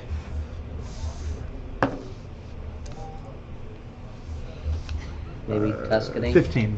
Okay. Tuscany, yeah. He just looks at you and you see him smile, and then he turns around. Keep your secret. He doesn't seem to not like you. He just like kind of smiles at you, and he kind of like just like turns. Yeah. Just because I wanted to do this yesterday when I was stealthing around in the kitchen trying to steal fish from them, I want to use prestidigitation behind the two of them to distract them. I want to make a loud like pop. Okay. So that they'll turn their backs, so they can Sure. steal a piece of fish. From the pickle jar. Yes. From the it's actually a little barrel, but all right. Well then, give me a sleight of hand. And because of the prestidigitation, give yourself a advantage. Thank God. Not much better, but it's a 16. Okay. So you choose what your character. You don't have to do anything. That's for more for Performance, Tusk. deception, So intimidation. Tusk definitely is like popped, and you see his shoulder kind of flies up, and he almost throws the knife a little bit, and then he like looks up. He's like, "What the hell?" And he like looks over and like looking to see what happened. Yeah, so you can either go and investigate what the pop was, or you have free reign over your character. So I just want to reassure Tusk everything's fine. Something probably fell, and I just want to get to know him a little Yes, bit. Ask him some questions. You're able to get a fish or two, probably whatever you want. Just grab one. I'm honest, I just want the one. Yeah, I am fair. legitimate. That's fair. That's fair. Yeah. He is. He likes you, so he's kind of an open book. What do you want to know? Since we're here carving up a fish, that's gonna feed us for a couple days. Don't even have to get into the other proteins. So what have y'all seen on the seas since you've been on the ship? Oh. This is my proficiencies list. Yeah, you want to know what we've seen, huh?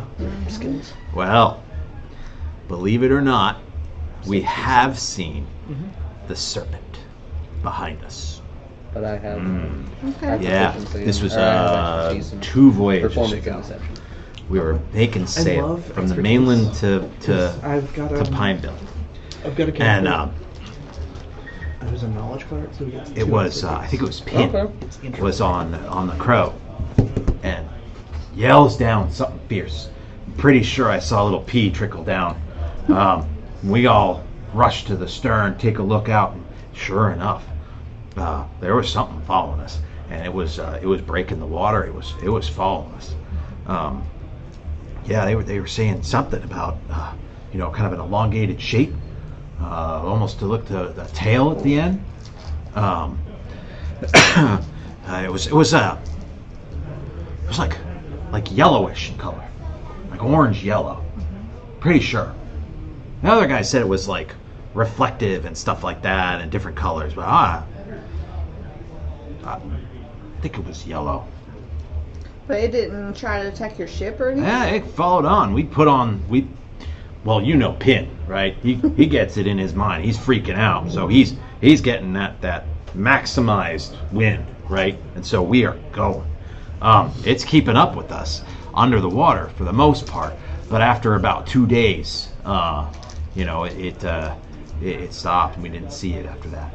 But it put up a chase. It was following us for sure. And it was directly behind us. It wasn't like coming around the side or any shit watching us or something. It was coming. Okay. Yeah. This is probably maybe 4 weeks ago, something like that, a month ago, a little less than a month ago. When the Intrepid went missing. Yeah, about that. Yeah, and other people have claimed to see green. It's green, and saw very similar things, but unless there's multiple of them, I don't know. It's terrifying to think about, but yeah. But Just tell him. Just use that ballista. We got to put it on the stern, and then shoot it, and I'll cook it up. All right, that sounds like a good idea. Captain's on board. Brennan, I think we need to convince him. Once I get the flays up. Yeah. All right. Yeah. Bet that's a deal. Yeah, let's do that. And he's like getting excited now, and he's thinking, he's like kind of humming to himself. All right. What about you? Oh, is it still daytime? With Samel. Yeah, still daytime. Um, You kind of keep an eye out, or you can. There's all kinds of stuff. so I have you a can question. Like, Yeah. Is this little object? You said it went underwater and you can't see it anymore. Are you talking about That his was light his. source, or are you talking about the dolphin the and whatever? sparkly. Okay. Yeah. It was determined it was a dolphin. He saw a dolphin. I don't With know a if you saddle on it. with like yeah. With a But harness. did you tell everybody? Oh yeah. Okay. I figured, but I don't want to speak for you. You don't have to. I have a question. So yeah, about- he comes up and kind of talks to you guys and tells you, throughout the day or whatever. So, how does primal awareness work? So primal awareness is basically you have a number of uses per day, and you can detect certain kinds of creature if it's within a certain distance, depending on the creature. It's something like a mile. It's long. I It's was a like, mile. how far off are we from the entity that we've been seeing this whole time? So it's been pretty consistently like 60 feet away. Okay. It's like, I would say it's anywhere from 50 to 100 feet away. So we never get any closer. It stays It stays consistently off. as far to So- from But us. it has come on the side of us. It looks, you're guessing so because it seems to be, when it's at 60, it's like going away from you, so maybe it was closer, and then Okay. you know what I mean? Like, Okay. so you're pretty sure it's come closer at times, and maybe you don't have any idea at night yet, but, So if it's supernatural, though, I would be able to sense it within 1 mile. yep. So how do I do that? So it's just, so if you want to look up the ability, it's under the Ranger. So It's a thing of There you go. you can choose to sense whether it's like monstrosities, celestials, like any Yeah, it has like kind all of thing. kinds of things. Yeah, and it has It's different. primal awareness. And Yes. if they exist within a mile of you, like I never got much use out of it. Yeah. Because like there's always monstrosities. You can use Not your in my action game. My game's just they're around, but they're not always to around. expend 1 ranger spell slot to Yep. focus your awareness on the region you're in. For 1 minute per level of the spell, so it would be 3 minutes. You can sense whether the following types of creatures are present. Within 1 mile, 6 miles of favored terrain. And you're coastal, so I would say we're still technically coastal, so it's 6 miles. Sweet. Aberrations, celestials, dragons, elementals, fae, fiends, and undead. Okay. That book does have a certain word on it. So yeah, you do your primal awareness. You sacrifice your spell for it. Boom. And you are not getting what you have been told would be the feeling you would get in the case of the awareness. You're not aware, even within 6 miles, Okay. of any of those creatures Okay. being around. Oh. So, there's that. Okay. Yeah. Not even the secret sea turtle that's like 3 miles below. No, not even the undead that's on the bottom of the ocean floor. Nope, nothing. Nothing of meeting those descriptions of those types Okay. within 6 miles. Okay. Everybody's around, so everybody heard that, right? Yeah. I'm not feeling anything. We're good. We're good. The vibe. Yeah. Not feeling You're it. not feeling it yet, Mr. Krabs? Not feeling it. No. Shut up, leg. My tail's tingling. All right, so yeah, we're gonna have, because of the seas though, I want you guys to give me Constitution saves. This is yes. Can I cast resistance on myself? No, because it's a accumulated thing for the whole day.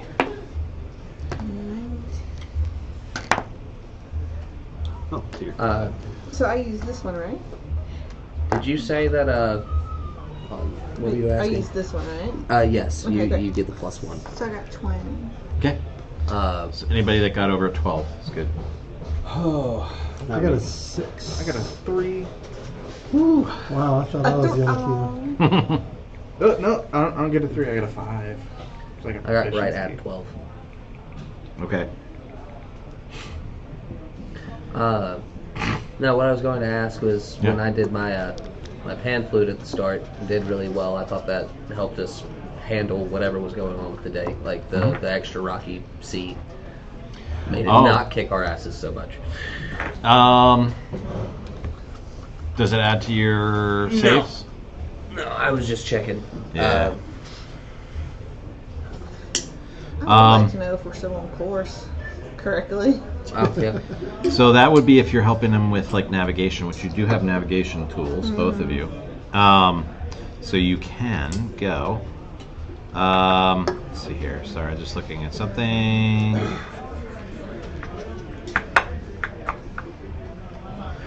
So you guys that failed have the sickened condition. I'm sorry, poison, essentially. So disadvantage on attack rolls and ability checks until such time as you are able to shake the effect. What was the baseline? 12. Good. Are we doing meat You're speeds or like- no? Meat speeds. Yep. So a lot of you are starting to feel it. You're starting to feel it. It's kind of rough. None of the crew seem to be necessarily affected. They got their sea legs, but you guys are affected. So it's hard to kind of hold anything down. And you guys are kind of what we call chum in the water. That was a nat 1 from all the way over there. All right. Damn. Oh no! Looks like that tuna's coming back. Yeah. Oh no. You should just practice. Yeah. Tastes So- the exact same coming up. Yeah. So nighttime does come up. You guys do get another saving throw. If you passed it, you don't have to make one. If you didn't pass it, you can retry it now that night is here to see if it subsides now that you're just been under. 13. Good? 13. Constitution, All right, good, yes. 14. So is everybody good then?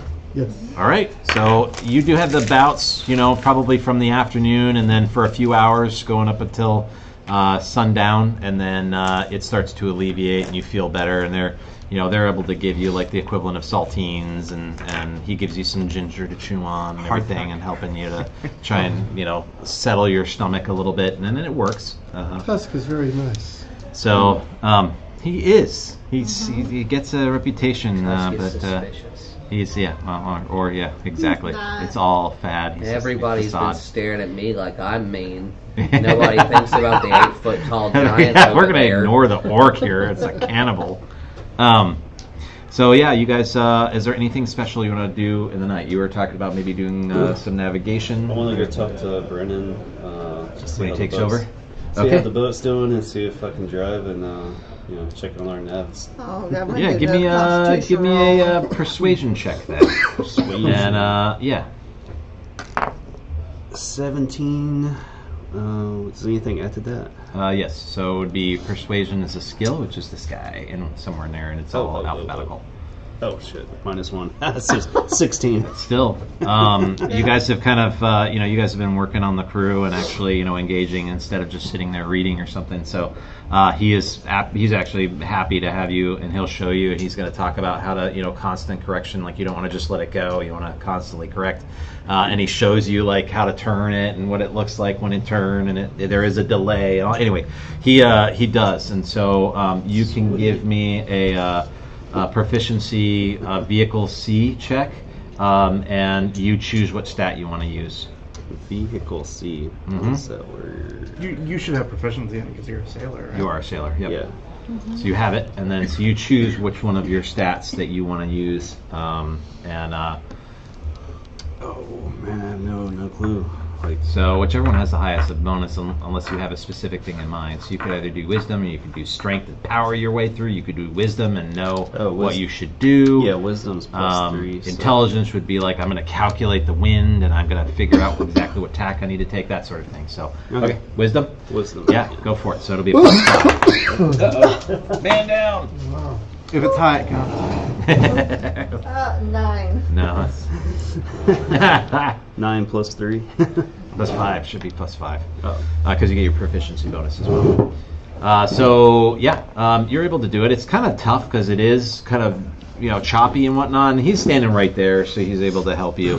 But for the most part, you guys are able to keep it under control. Okay. All right.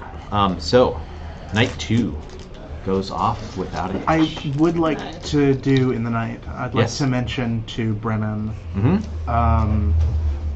the thing that I had seen. Okay. What? When was this? When we were leaving port, I took no note of it simply because it could have been something else in the water. That close to an island, I figure it could be trash or somebody dropped something. Second day, I came to seek you because Captain doesn't seem to like many of us. Where are you going now? Doesn't like anyone. Which is why I came to you. Okay, fair. Would have come sooner, but yeah. Well, we don't have any issues with you guys because you guys are hard workers. If you weren't, I would have issues. Okay, explain it to me. And so you just explain everything, including what he said? Including what he said. Dolphin with a harness type thing, keeping between 60 and 100 feet away. Might be a mermaid, Might but they are under their own power. Maybe it is one of those elves. It also looked like it had armor. Are you sure it wasn't a shark? It was a dolphin? According to him, it seemed dolphin-esque. Bring him up here if you don't mind. I need to talk to him. So, you show up. Am I gonna Are you get absolutely sick? sure it No, wasn't a shark? I was right, and you Positive. got the temp. Because it had a bottle nose and didn't have a gaping mouth. Okay. He also had Well, a that's light at on least not bad. If it was a shark, that's a different thing. But it. So Dolphin with what a would harness what on would it mean if it was a shark? with a harness, Yeah. Shaolin. What's that? They're Not the Shogun. think of them like nasty, like almost fish shark people. They're raiders. They soon eat you as look at you. Okay. And they'll take anything that's shiny and torture you for it. So they could have. Or not. They won't take anything and just torture you. They are known for riding sharks, and they're well known in the boating community. Okay. Yeah, All right. we that's always good keep an eye out for information. sharks. And if they have a harness, then that's a big deal, and that's we're on high alert. All right. Well, pass the word to all the crew. Let them know. Keep your eyes head on a swivel, just in case. And I also had a feeling, another reason I waited, I had a feeling that searching for it would make it suspicious, make it elusive. When I saw it, a glimpse of it, when we were still at port, I went to go investigate. And it disappeared under the water. I couldn't find it again until earlier today. So I feel like even if you tell the goblins and the other dwarves on board to not look too suspicious, that well, I just assume have it go away from our boat. that's true, but it doesn't mean that it's away, simply that it's hiding. It could be directly under us and following us, and we'd have no idea. Well, I guarantee there's a lot of things that have followed us just in these 2 days. Try not to think about that, though. All right. Well, duly noted. I'll tell the captain that we saw it tonight. Best not to tell him that you saw this before. Have you seen it before?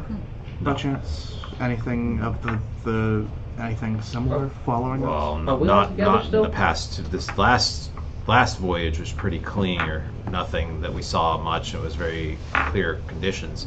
This time before that was not the case. We had something following us for a couple days, but it wasn't like what you described. We see. Can I roll insight to see if he's telling the truth? Sure. No, it's a 4. Yeah, you're pretty I sure just said- he doesn't tell a lie. You are the most honest man I have ever met, Yeah. and I would give my Dwarf, life they for don't you. lie. They'll just tell you to your face they don't like you, so pretty trustworthy anyway. You can't tell one way or another. You just can't read them. Maybe if it's just kobold, you'd be able to read them. Rigid, Stone Man. Rigid. Yeah. But no, nothing like what you described. Not yet, anyway. But we've just started these a couple months ago. Yeah. Waters are still fairly new to us. Keep an eye out for that glint of armor, I guess. All right. So yeah. Anything else that you guys want to do? All right, we're on to the next day. So I rolled on the weather chart. The weather does clear up a little bit, but it's still a little choppy. But a fog starts to come up off the water because of the conditions. And it sets in like right after sunrise is right before sunrise, and it gets thick as thieves, and you could tell like everybody's out, everybody's awake, like even Brennan. The captain's like, nope, you're coming back out here. He has the goblin's man in that, and then the human looks like he's up front with the ballista. And keeping his eyes out. The orc is not in. The half orc is actually out on the other ballista, so he's up forward, so everybody's out on some part of the deck, looking out in all directions. We are expecting to find this island, or at least some semblance of islands, here pretty soon. We're coming up on it. So keep your eyes out. I'd like everybody to give me your choice of either a nature check or a perception check. I do want to cast lights to help. Okay, I'm not sure. that's if fine. it's- 18 on perception. What are you going to cast it on? Also an 18. Something in front of the boat, as far as I can reach out. 16. Okay, I'm not it looks doing like you can anything get one of that dangerous. like brace on the bowsprit. You might be able to the little front part of that boat. What is the point of these things, if you know? Yeah, so they're braces, but you can also use them to affix like a figurehead. some raw. You can do a figurehead, but in this case, it'd be more for like I'm trying to remember what the name is. But it's Ram? basically netting that you have, Oh. so you can actually walk out on the netting to go out to the bowsprit. So you could affix it to that, and it's a connection point. And this one, there's no head or anything, because this boat's pretty low key and pretty bare bones. Hasn't had Stout, any- very thick. I mean, for its parts, it's not a slight elven vessel. It's a dwarven vessel through and through, but it is pretty basic bones. Yeah. What kind of check was that again? So it's your choice of either a perception check or a nature check. I did perception and I got 16. Okay. 18 on perception for the two of us. 9 on Nice. perception. I got a 13. Okay. So I don't know what the hell's going on. I was looking at my feet. Tusk, for his part, Tusk seems to be more interested in talking with the human and just starts chatting with him and not even looking. But Pin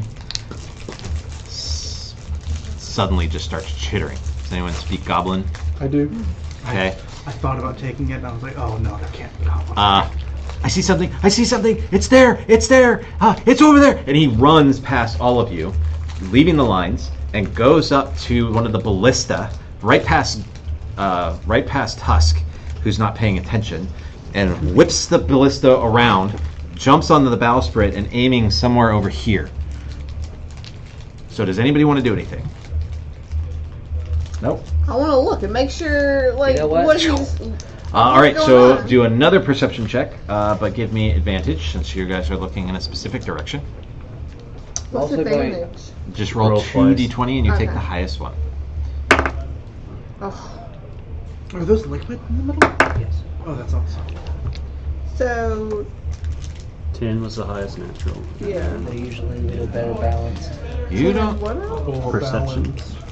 That would be 17. Yeah, don't you think it still. matters. No, No. you're not seeing it. Okay. Mm-mm. Okay. I was going to use detect magic finally because it seems like it's right off the side of the ship. Okay. So 30 feet, and we'll place your character where you'd like to be. You know, I'm using your little dwarf over here. Yeah. It'll be on that side. That side? Okay.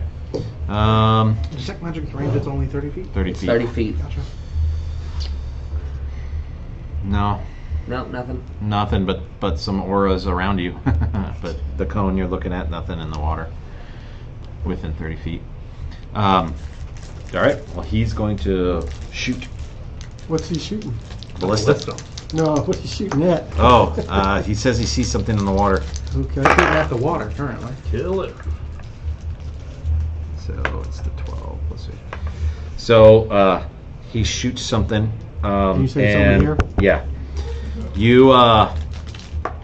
You see it hit the water, and you see what looks like a splash, and it looks like a tail, and with the tail looks like blood flies up, and then something just dives down. How large is the tail? Regular dolphin size. Okay, just making sure. It is a dolphin-sized tail. It is dolphin-sized tail. I hit it, he says. Hiccup had it. Good job, I see the blood. All right, move that ballista over on the side.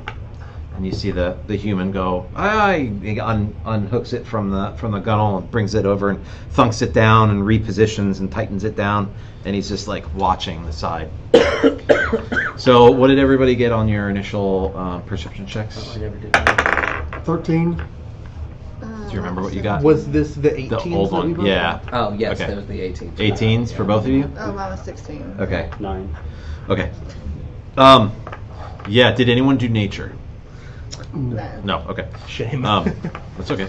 I mean, I'll do it if you want me. I'll do nature. Yeah, you're pretty sure out in the distance, you're pretty sure you see 13. something jagged towards the bow, maybe 2 points off of port. Right. So off to your left. Something jagged. Something like maybe a jagged island or Oh, like the a little thing. spires. It doesn't look like it's a spire. This one just looks like it's like kind of low to the water line, but just like a jagged look to it. Maybe a broke apart ship. So, yeah, you don't know. But either way, you see it. Tell somebody. I tell the crew. Yeah. Yep. With that, land ho, say land ho if you see something. And then you see it's like, all right, strike the sails. And you see like Pin just like super excited that he hit something with the ballista, jumps into action, and you see him just within, Pin style, is able to have all the sails drawn back up. Everything's slowed down, and you see the captain launching the wheel. To kind of turn away from where you saw the jagged rocks, and sure enough, there is definitely, it comes into being that you see this probably about maybe 50 feet off, still a little hazy, but you can see it is this little jagged piece of volcanic rock jutting out of the water, and the waves are lapping against it.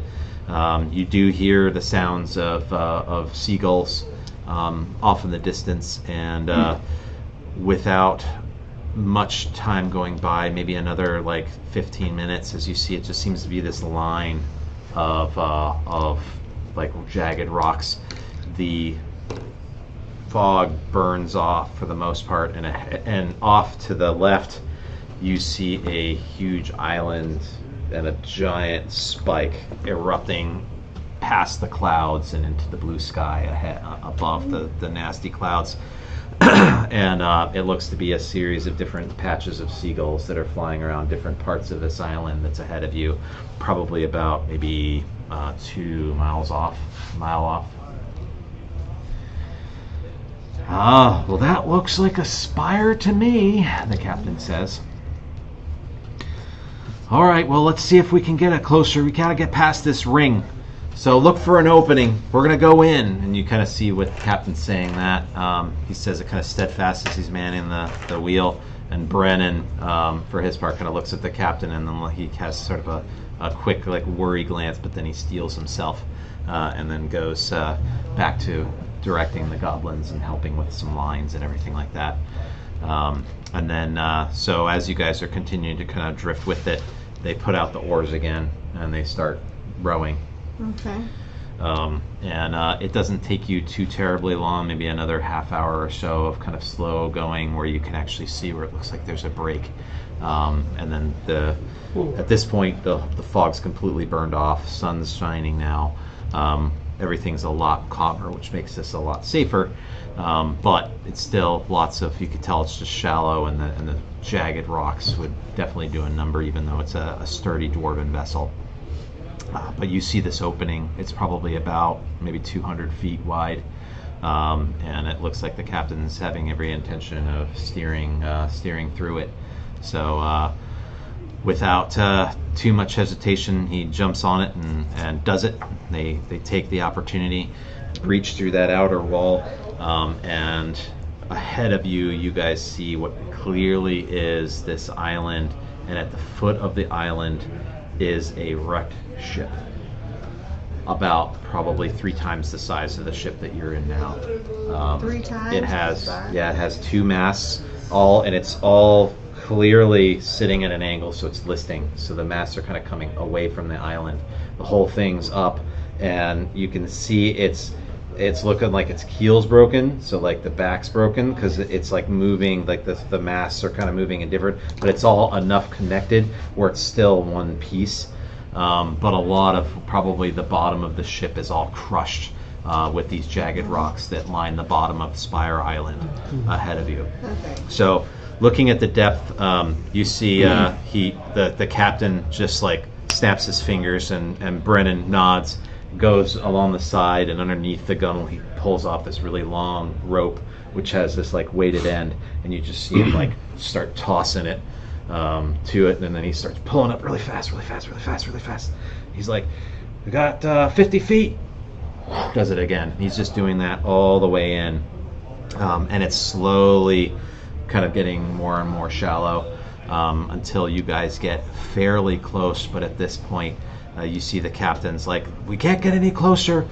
Brennan, make sure that we're throwing that you and Tusk take care of the anchors. Drop them now. And you see them, aye, sir. They go through and they throw the anchors off to the side, and the captain throws the wheel over, and you guys see they're able to set everything. And you guys are probably about maybe about 150 feet or so away from this wreckage that's now still rocking very slightly with the waves, but you don't see anything on above decks. It doesn't seem to be any movement or anything like that, but you guys can give me perception checks. Is there anything in the sand? That's where I'm going to be looking. There's no sand. It's all rock. All rock. All 17. rock. Anything on the rocks in that case? There, yeah. So give me this first and tell me. Yep. What is that? 20? That's a 20. It's a natural 20. 21. Okay. So anybody with The nat 20 is better than my 21. that 20 is. No, it's good, both of you. So anybody with a 15 or higher, you're able to see that there is nothing above deck. The holes through, there are holes where like the spikes, or if you lack of better, the rocks have punctured through multiple times. It looks like it's been there a while because they're pretty wide now, suggesting that they've moved around and kind of bored out sections. And you can see quite a bit of like algae growth and kind of almost like hair flowing into the ocean as the water kind of flushes in and then flushes out. As far as like sea life and everything, you can give me a knowledge nature check. And for you can also give me a nature check too, because you're looking for like animals and stuff around it, I'm assuming, or anything else. Roughly looking for evidence of a escape crew member or something. Like, I don't know if this vessel was abandoned at sea or if it crashed here. Okay. I want to investigate This nature, as correct? well. That's fine. Give me an investigation check. That's nature. So nature is just if you're looking for the animals and like the natural processes. What you're looking for more would be like I'm gonna say It's more so like tracking. So would that Survival. be survival. Oh, lovely. Yeah. 10. A 10. Well, so I guess it's the absence of life that is more concerning for you. So, like normally in some sort of kind of protected area, you might see like sea lions or crabs and like barnacle. You don't even see barnacles on this spire. You see nothing. You see just the you could tell the water line because of the algae is about the only living thing you're seeing in this area. For your natural 20, though, I do want to say really quickly, and for your 21, you both see this part of it. You're pretty sure you see movement below deck, and it kind of like a little bit of a movement on the bow, so the front of the vessel. You see it through like one of the cracks. You see what looks like movement. It seems to be upright movement, so not animalistic per se. This thing has 3 levels like ours, or It probably has 4. Probably has 4. Gotcha. Yeah. 4, and then it probably a bilge, but you're not sure. But it's cracked all the way up probably to the third, all 3, and then the top is just already, yeah. So with your natural 20 though, looking aft to where the cabin is, so where like the captain would sleep or something, you are pretty sure you see a pale-faced woman looking at you. And you're like looking at it, and just no facial emotion, no nothing, just kind of looking at you, and then you blink and it's gone. My nature was a 12.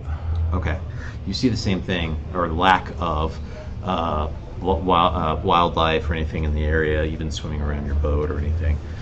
Even looking down, and you can see some places now kind of under the water where it gets shallower.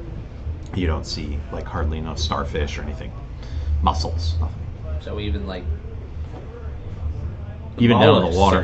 Yeah. Jeez. All right then. What? Get on the island? Hey. I'm curious. Is there something wrong with the water? How are you going to test it? Maybe.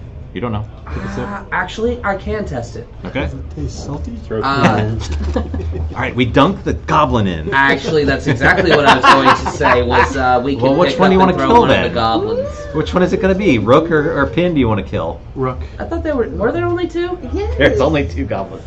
You Rook. Pin is nice. He helped you with the line. Rook too, so if you're gonna You haven't had a lot of interaction with Rook because you guys aren't climbing what? around on the rigging. Is there a different Screw way it. to You know what? see? I'll test myself.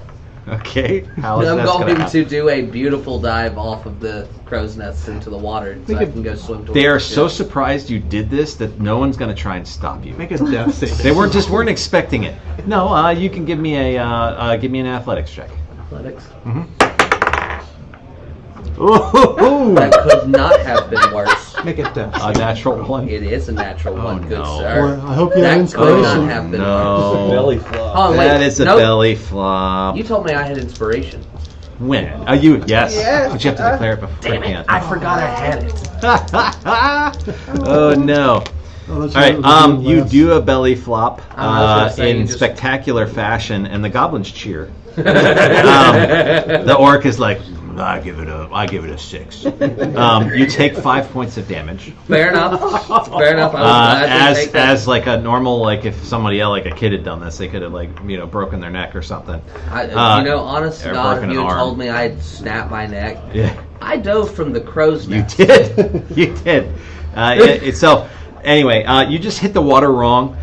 You get in, and it's still pretty calm, so it's not like impossible. Okay. But you definitely, with the pain, you kind of like start turning and twisting just out of pain, and then you sort of lose track of which way's up and which way's down. Oh, no. So and then the salt is very salty, so it's getting in your eyes, so it's hard to even see. So yeah, I'm gonna have you give me a survival check. So you guys all see.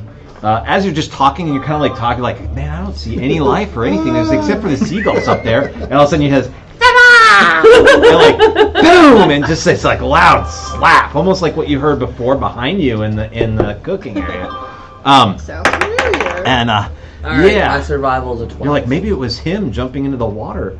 You got what? 12. A 12. I was meant to say give me disadvantage. Okay. Yeah. Well, it'd be a 10. 10. It's still not terrible, but you're able to keep your calm, but you still are just like totally turn around and all the bubbles and everything going around you and whatnot, and then you kind of feel yourself sloshing a little bit with what waves there are.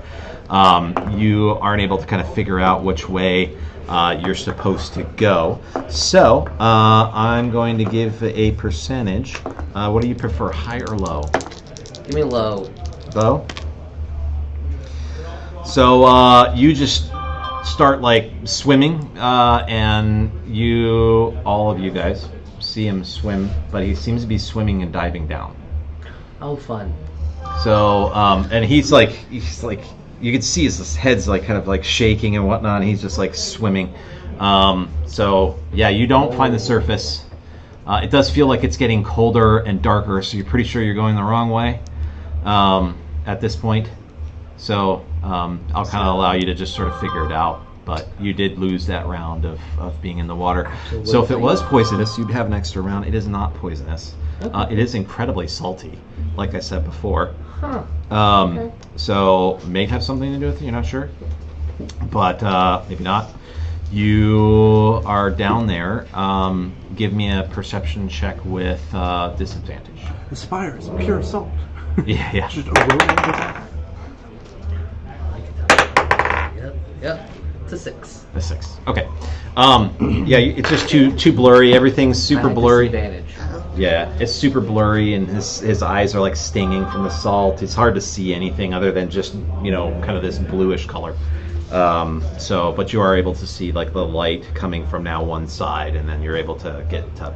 So he does come up from the water. Everybody's like, what is he doing? Like, did he see something?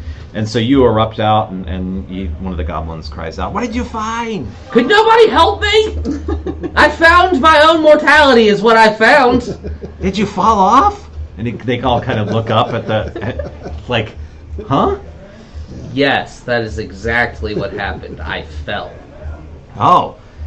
Well, try and be more careful, Brennan says. Here. That's my thumb is like to the left. Yeah. Here, follow the light. All right, so you guys, Not far off. they throw down a ladder, like a little rope ladder for you. Okay, I would just get them in the dinghy. Yeah. In I fact, feel like the captain's dinghy. like, well, I think you guys are up. So you guys are up. If you can go investigate. Yep. All right, Well, let's this go. is as close as we can get you. All right. We'll be here. If you need anything, shout out to us. I don't see any movement or anything, so I don't know. We're gonna go in the dinghy then. Okay. Has any... Okay, no, never mind. Yeah, all right, so let's go. Okay. And as we are going, I'm going to go ahead and just cast Mage Armor on myself. Okay. Sounds good. You guys get in the dinghy, and they lower you down with the lines, and you guys cast off the rope and take out the oars, and off you are. So, Casting spells doesn't remove them from the spells that you have to cast. It just spends a spell slot. I think that's what he said, that you just cast one spell and that's it. yeah, I have the number of cards all set up so that you just use it, and then when you do a long rest, you get them back. Or if you use your ability You can... Okay. for a short rest to get one back, right? For a wizard. Well, I thought This is you how I'm could- playing it. It's just to keep it simple. Okay, sure. What did you think you could do? No, you just use spell slots. You burn a spell slot, not a spell. Yeah, I'm just keeping it simple. Okay.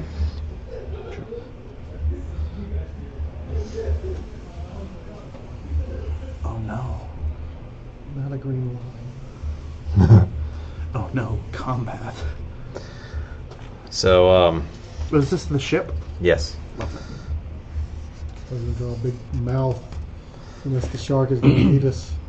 So, you guys are able to to kind of look around and find a good spot where you can get on board the vessel. So let's get all of your characters on and give me athletics checks as you guys are trying to get onto from the dinghy through a hull into the Can you hand me that ship. one right there? Well, that's Athletics check.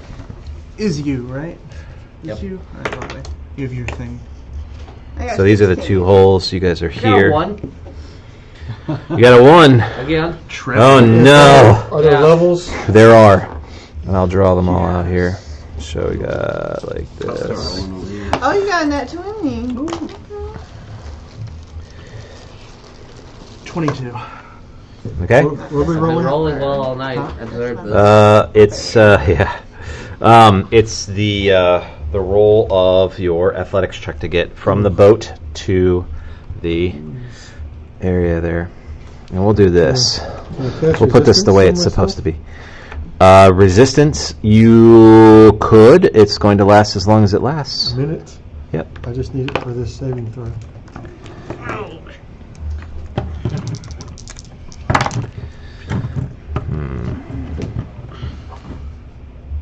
It's 16. supposed to be back here, but this one's missing. All right, it's not going to work. What was that? 16. All right, so anybody that didn't get, that got a 10 or lower, you failed. Absolutely. And you rolled a natural 1. How's yes, it? I did. Okay. As you guys are kind of climbing in and trying to kind of figure out what's going on, you guys hear a go from behind you as the kobold once again takes a tumble, but this time, unfortunately, onto jagged rocks. Ow! So, Leg is funny. oh. Two other friends are better than at Just this. have him chill on the rocks. Like, So fix him up. it's not too bad. 9 points of damage as you fall. Probably because you're trying to shimmy up. And you fall basically on really sharp looking rocks, and the falling damage plus the jagged rocks is 9.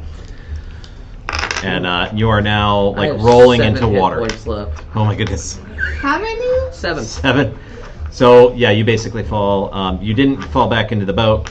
You fell off to the side of it, but the boat's like right there, so you can like grab it. Don't you have Cure Wounds?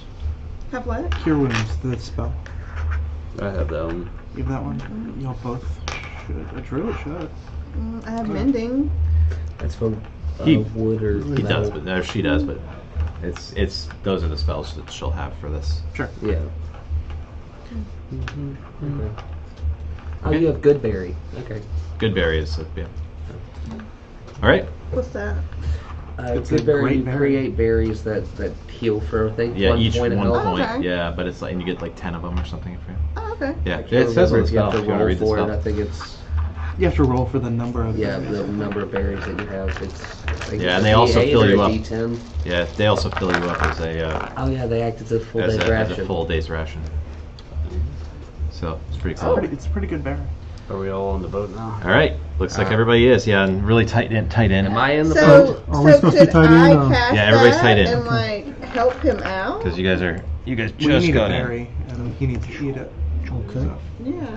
So I could do It'll that. be fine for now. Just leave it. Okay, so what do you would you like to do? Is Try to this get back side in? busted open? I'll give it a shot to get back not in the boat. on this side. No. I'm going to have to at least try to get back in that boat. Okay. You can see it's caving, so it looks like it's up against the like some of the spire, but it's not enough to breach through. So It is dark in here. it is dark. I'm gonna. You have your light cantrip, but I'm also gonna light a torch. I'm an elf. I can see in the dark. Fair enough.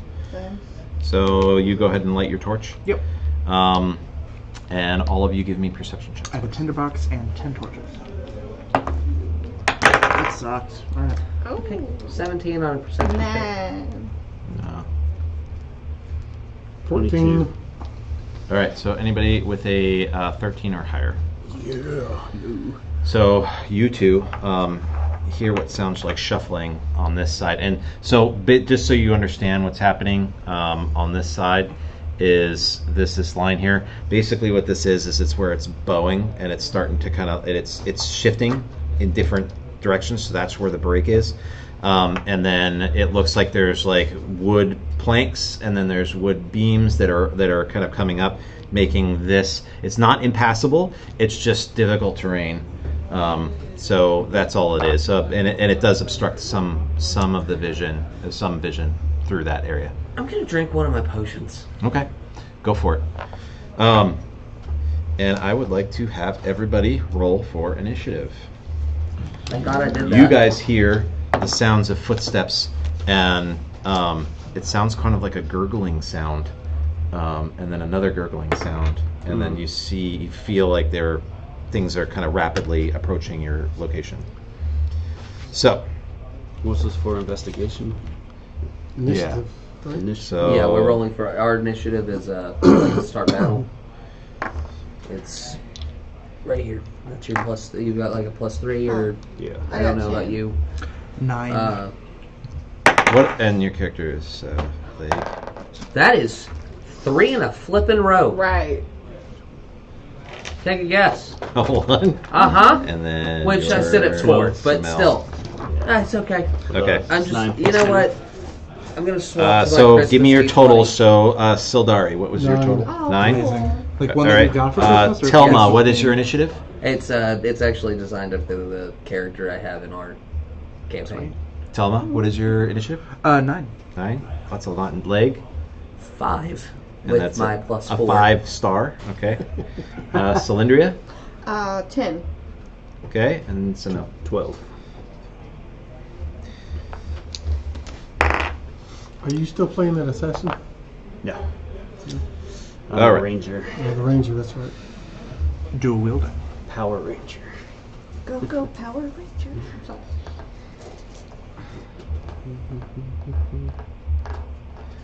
And then Sildari and Telma, which one wants to go first? Between you two. Do you care? I don't care. But you have to pick. I would like to go first. You'll go because first? I've got combo things that require fire. Okay, Sildari. I got 8 health back from my potion. If I covered Okay. someone in oil, I got you. it's great.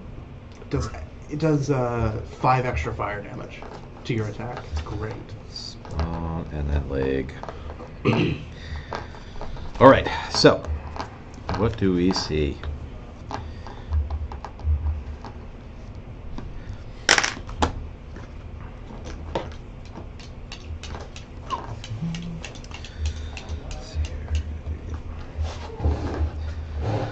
So erupting through this, Son of a... you see what look to be mostly dwarven shapes, but they are way off. So they have what looks to be barnacles, and it looks like they have like other sea creatures that are like there, and you also see what looks to be like gills on the side of their necks as they erupt towards you, kind of shambling. Kind of undeadish looking, but you're not exactly sure what's going on there. So they have gills, but they don't look undead. No. But they do look like they've been waterlogged. Yep. Yep.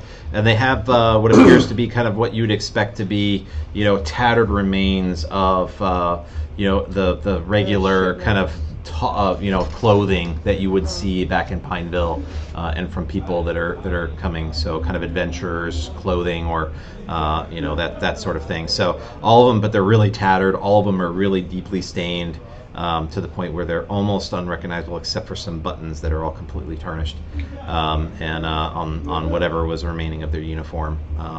And so that's what you see. All of them have, they're just they have their fists. That they're coming, and they look like they're coming at you. These ones, as they come out through all of this, rubble, for one action, one move, they look like they have a nasty looking, like a deep sea fish is mouth. So these spike teeth as they open their mouths, and it almost like dislocates like a fish would, with like the hinge, on the side. So whatever visages of dwarf is, of a dwarf you would see, you do not see now. It just looks monstrous to you. So if you have, let's see here, history. Yeah, let's give me Arcana. Give me Arcana. Everybody? Anybody that wants to, that's looking at these things. Huh, come on. Not one. You know what? 15. 22.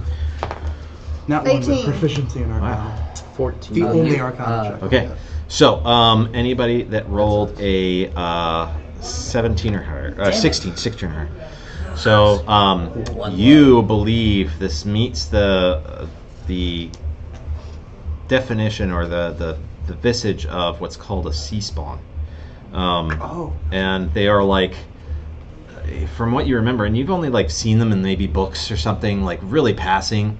It's like it just sort of mentions that sometimes like powerful sea creatures or ocean monstrosities like to take people and morph them and create these slaves out of their bodies and basically press them into service.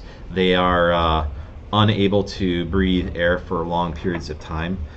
They do have the ability to swim, and they're slower on their feet on land. And the big thing about them is that they have sort of fish anatomy associated with them in different ways. So it would appear like you've heard of them having like fish bites, like fish jaws. Other ones, they have like poison quills, like a lionfish. And sometimes they'll have tentacles or other things that make them definitely of the sea. So that is what you are pretty sure these are. So they're slaves. To something. You don't know. Something created them. You're pretty sure that's what these are. Not undead. They are a monstrosity. Turn them into slaves. And the ranger didn't- Somewhat free thinking, but you're not sure about, like, you've never heard of anybody successfully making contact or anything like that. And the ranger didn't find him? When you were yesterday? No. Yeah, I guess not. Not within 6 miles. Can I- All right. So so they get another move action. They kind of shamble towards you. And that is the end of their action. Samil. Can we kill him now? Yeah, absolutely. I mean,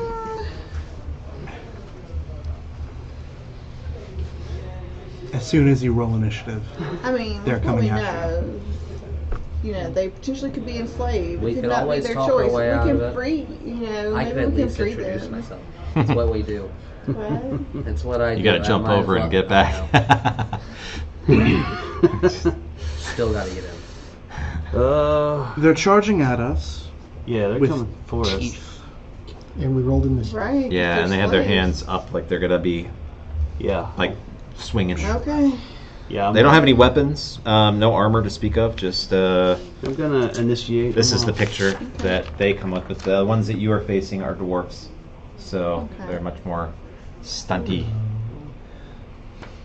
That looks like a pirated sword. Maybe it'll end up being like a Bobo situation. Let's get this party started. No, this is me printing out from the monsters. All right. Okay. So what would you like to do? So you get a move action, and then you get a standard action to do spell. I'm gonna move and then initiate. Attack? Weapon. Yes. Okay. Go ahead and move yourself up. So I have 30, so that means 5. Each square is like 5. Right? Yeah, correct. Okay, so 5, 10, 15. Okay. And oh man, I can't remember how to attack. So 2 blades. So I'll roll for the first one, do the damage, and then roll for the second one. Or you roll them both and see, and then I'll tell you how many damage dice you roll, which Okay. is fine too. That's up to you. If you want to do them 1 at a time, you can. Just a little slower. Yeah, I can Usually do them just- both. Just roll 2d20, and then you have another 20 right here. Oh, yeah. And then grab 2d6, because that's going to be your damage. 2d6 or d8? No, you're right, d6. Scimitar. Wait, what's his weapon? Scimitar. Oh, right. He's attacking twice. All right. And that, yep. And this one. That's another d6. Yep. So both of them. Yeah. You might as well, just in case you hit with both. Boom. All right. All right. There's a here there. Sorry, babe. 16, and then roll a 6 behind it. All right. 16 plus what? Plus 6. 6. There you go. Yep. The other one's a +5 because that scimitar is not a +1. So you have a magical one and a non-magical one. So the other one, so the next one's a +5. That's why. So, Okay. yeah. Oh, 16. 16. So you definitely hit both. So go ahead and do both damage. And that is 5 and 5. Nice. nice. Do you have a So plus 10. anything? It's a magical weapon, doesn't it? Do extra damage? It should have. There's a bonus section. Let's see. So you have d6 plus 4 and d6 plus 3. The star represents this star, so Colossus Slayer. So if the target is below maximum hit points, you get a d8, an additional +1 d8 to one of your attacks. Okay, but he's got max. But hit he has points max now. hit points now. Next time he won't. Okay. All right, so you did 10 damage. He is still up. It seems surprisingly tough, but the damage does go true. Does not seem to be absorbed or anything by tough skin or anything like that. Just goes through. All right, Cylindria. Okay, so I have 30. I'm gonna move. So happy I got that attack first this time. Yeah, I know. Well, if you've been your assassin, you got additional damage. That's all right. Actually, you wouldn't have because they went. Oh well, they did beat you guys. Yeah. All right. All right. So I'm gonna attack with my sword too. Your scimitar. All right. Which one are you going to attack? The middle one or the one The that big looks guy. like? Okay. The big one. Sure. All right. So. All right. So you're going to roll a d20, Roll. and then you're going to add whatever you have on your scimitar stats. Uh-oh.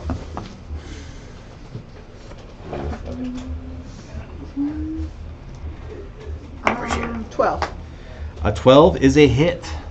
So Thank do you, your Jesus. damage. How do I do that? So roll a d6. Which is This one. Yeah. And then you're going to add either your strength or your dexterity modifier, whichever one's higher. okay, dexterity. A 1 plus a 2. And does it have any magic asterisks or anything like that next to the weapon itself? Mm-mm. Nope. Okay, so it's just regular. So how much total? 3? 3. Okay. All right. That was enough to piss him off. Yeah, you slash him, and you're like, well, this might kill like a little dog or something, but this is clearly much tougher than that. All right, let's see here. Telma. Oh, right. I go by character names. I'm going crazy. You're good. To look at something real quick. Acid.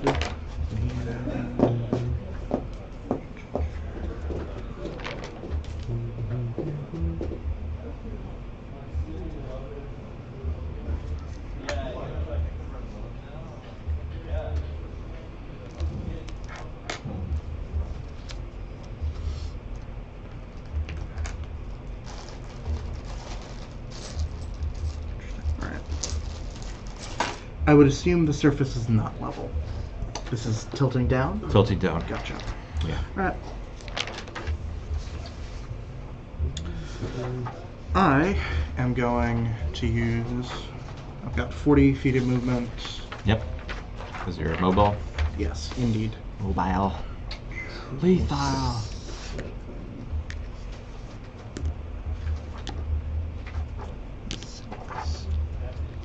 guy in the middle. All right, go for it. And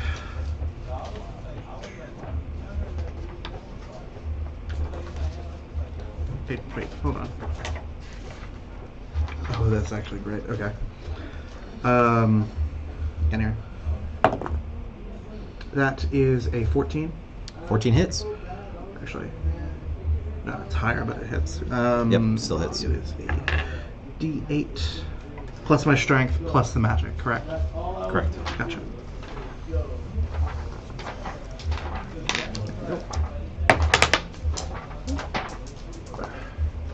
It is a 5. 5. So 9 damage. 9 damage.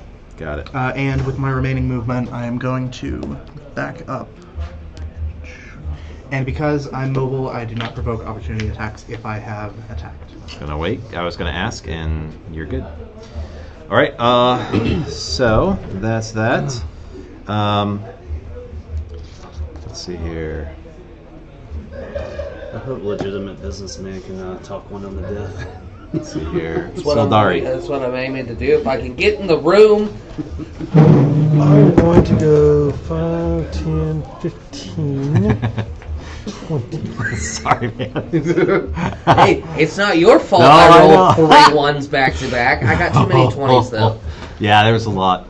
it's like all over. I was It's like, like I wide just heard- swings. Dude, no. Nothing beats me. I'm not the other day. 21. Oh. He was rolling. Oh, it was Our terrible. goblin was rolling with advantage Actually, it all was glorious. night. And was getting Yeah. a 20 and a It's like a 1 maximum every spread. time. He It was was- getting so. But he had such a advantage, so it was far. good. Oh my And it was Yeah. just brilliant. It was wonderful. All right, so yes. I'm going to cast a little spell called Thunder Wave on these two. Okay. And So what do I they need to have do? to make a Constitution saving throw. Con It's save. Any Both Uh, those. How do you It- set it up? Because if you hit him, like if he's caught in it, he'll be hit. I'm an invoker. Oh, you're an evocation. Yeah, you can. I have no idea who anybody's playing. Yeah. I just did that just because I've always. Okay, All right. Blue will be 1, and that one will be 2. So 1 makes it big time, and then the number 2 guy in the middle does not make it. All right. So he takes 2d8. He takes 1d8. Is that the way it works? Well, it's 2d8 to both, but one of them is halved. Yep. So it's not like a separate roll or anything. So just roll twice. 7. Nice. And 1, 8. 8. So 8 and 4. All right. So let's see here. 2 takes 8. As you blast out this thunder strike, and then he takes 4, 22. All right. One of them gets shot back 10 feet. So the one that failed kind of stumbles back. Seems frustrated. All right. So Uh-oh. I knew it. Yeah, so many miniatures behind that screen. More party goers. Leg, get in here. Are we running the rules on flanking, by the way? I hope no. not. Only for the purposes of sneak attack. We're gonna have some fun now. Okay, so first one is going to. So these ones come out, and all 3 of these have quills, like lionfish, and they're bristling with them. And they seem to be like oozing out at the tips. So the first one is going to strike at Cylindria, and it gets 2 attacks. 2 unarmed strike attacks. Both are going to miss, I can tell you that right now. And it gets 1 poison quill attack. Also misses. Ooh. So it it tries to punch you, and then it just bristles with the quills to try and spike you. Nice. But it doesn't work. Same kind of attack pattern for this one. It's going to attack Samel. So 2 punches. Both miss. I'm rolling really well for you guys. The quills is probably going to hit. Does a 22 hit? Assuming it does. For you. Armor class 17. Yes. So you have to takes a d6 poison damage. So you take 2 points of damage, And then you must make a Constitution saving throw. Constitution saving throw. Whoa, my goodness. Yeah, you Plus like 21. Yeah, no, you're good. You like it doesn't even have like the spike that gets into you. It just scraped you. Yeah, exactly. Wait, it was -2. Just two damage. Yeah. Right. So you won't go for 25. You just write down here 23, or if you want to do 2 and go up, it's up to you. All right. That is their turn. Leg. All right.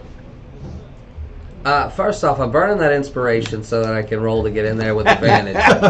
Okay. Do it. Let the I'm not so, let the English see you do it. There's All also a new day, right?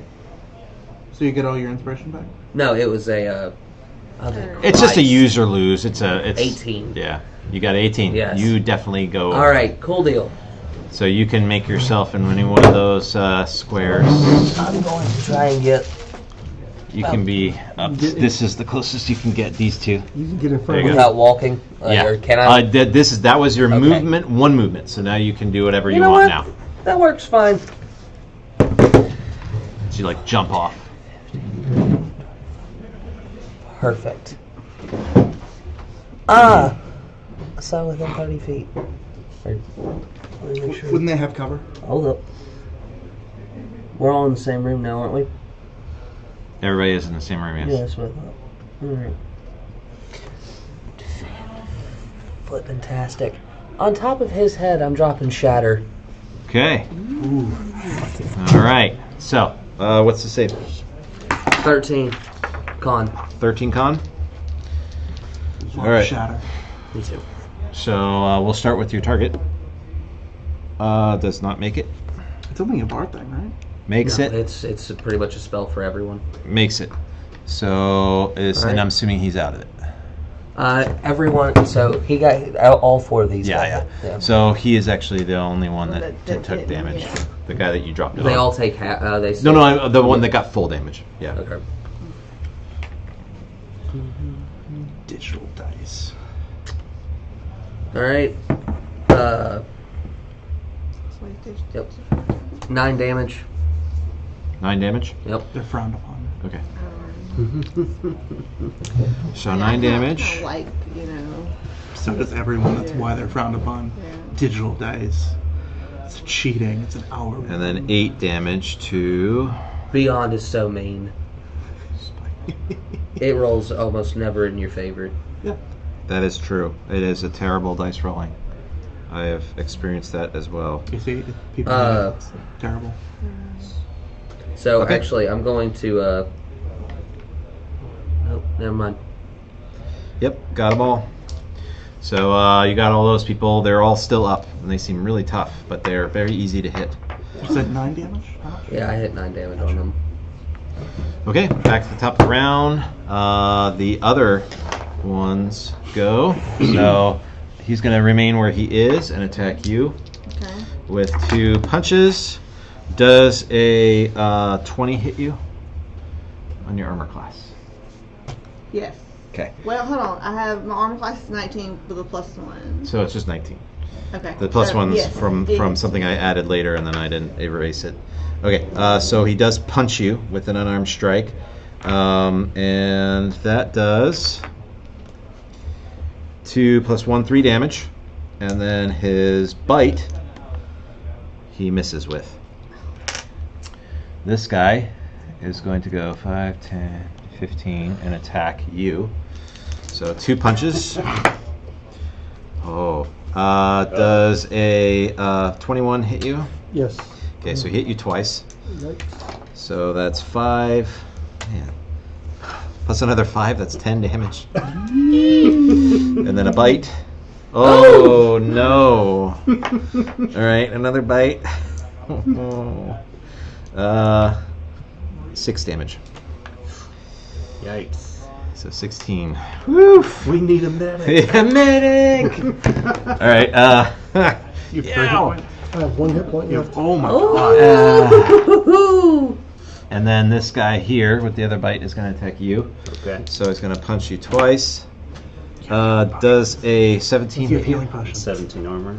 All right, meet or beat. So he does get you. Okay. Once, not twice. So he does 3 points of damage, and then his bite hits you for 6 points of damage. And that is their turn. So we go to Samuel. Alright, let's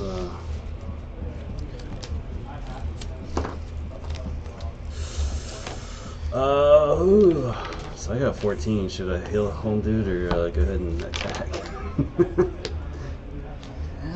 It's up to you. Who's better at casting spells?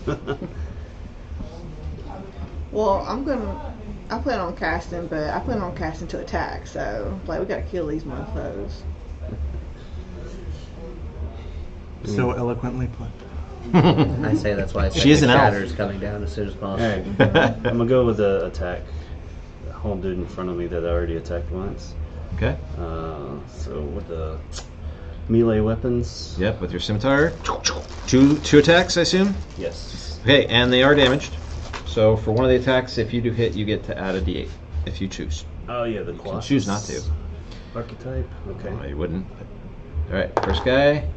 13. All right, and you're going against him Yes. or him. Okay. The The spike guy or the okay, got it. So you got him, Okay. and then the second attack is at a +5. Also got him. So you hit twice. Okay. So that's So 6 or and that 9? is That's a 9. Okay. Yeah, you're using Colossus Slayer, right? Yes. Yes. Because it's every action you get the extra D8. Is it? Yeah, there's not a restriction on. There's not a restriction on how often it happens. Okay. It's What does only it say once on per there? turn. Yeah, it's once per turn. That's why Yeah. that's why I've said once. Plus so you D8 can do it damage once. 1 round. So that's where the restriction comes. Yes. So you choose which one of these you can add a D8. You just add a D8. It's all. It doesn't have any resistance. If it had something called resistance, it would take like half damage from certain sources, and it would matter because you do one and that gets halved in another, and so you might it might change the math on it. But in this case, it doesn't have anything, so you can just roll them all. So you go 2d6 plus a D8 plus your 5 because it's 3 plus 2, I believe, or is it 4 plus 3? 7 plus 7. So those 3 dice plus 7. Come on, baby. 5 and 2. All right, so 6, 8 plus 7, 15. 15 against him. How do you want to take him down? You do 2 slices. So, one across the front, and then a backhand that cut his head off. Okay. Little dwarven head rolls off, scales on it, looks surprised and gasping like a fish out of water. All right, so gone with he is you. gone. Next is Cylindria. Alright. So I'm gonna cast Flaming Spear. All right, good choice. Now. Where are you putting it? To these guys. So you can put it in 1 square. Oh, one square. So that is the big guy. Big guy? Okay. Going after him. I gotta Do finish it. it. All right, and so I do a reflex saving throw, I believe. Well, doesn't the sphere, if you put it here, you can get everybody? No, no, What? it's just a single What's that square. mean? I don't see that on But here. it does 3d6 fire damage. What's It that should on say in the spell on the actual card. So look at the card, Flaming Sphere, and then it should say the damage, except you need to make a save for, I think it's half now. 2d6. It's a dexterity saving throw. Yeah. All right. I Let's need see. my glass. That ends its Oh, turn yes, it within is. 5 feet of that sphere. Yeah. Does pass. So you like launch it rolls towards him, flares up, Yeah. and then the little bead stays or whatever. But it does specify that it's when the creature ends their turn. It's not on ours. I thought when you cast it, it does it. Yes, but it's until the next turn, I think. A 5-foot diameter sphere of fire appears in an unoccupied space of your choice within range and lasts for the duration. Any creature that ends its turn within 5 feet of the sphere must make a dexterity saving throw. The creature There you takes go. 2d6 fire damage on a failed save, or half as much damage on a successful one. Okay, so you're gonna drop it like here. As a bonus action, Or you here. can move the sphere up to 30 feet So you can use your bonus action to move it around if you wanted to. Okay. If you ram the spear into a creature, the creature must take the saving throw against the spear's damage, and the spear stops moving this turn. Which is what she did, right? Okay. Because she launched it at him, she said. Yeah. Did you say you were like launching it at him? Okay. So it would. So you spawn it in the spot, and then you use your bonus action to push it. Yeah. So I would imagine she'd spawn it over here and then launch it that that's way. what I. Okay. All right. Then that would. The reason I was asking is because it was either going to wait till your turn, or she had to use her bonus action up to make it hit you. Yeah, it did pass its safe. Okay. So you still roll 3d6. I think it's 3d6 or half, right? I think it's 2d6. Or is it 2d6? Yep. Yeah, it's 2d6. 2d6. So this. Yes, 2 of those. I don't know what I'm thinking. I'm thinking of a different spell. Oh! Oh, it's a 5. There Right? you go. And then Yes, it was. another one. 3. 8. 4. Okay.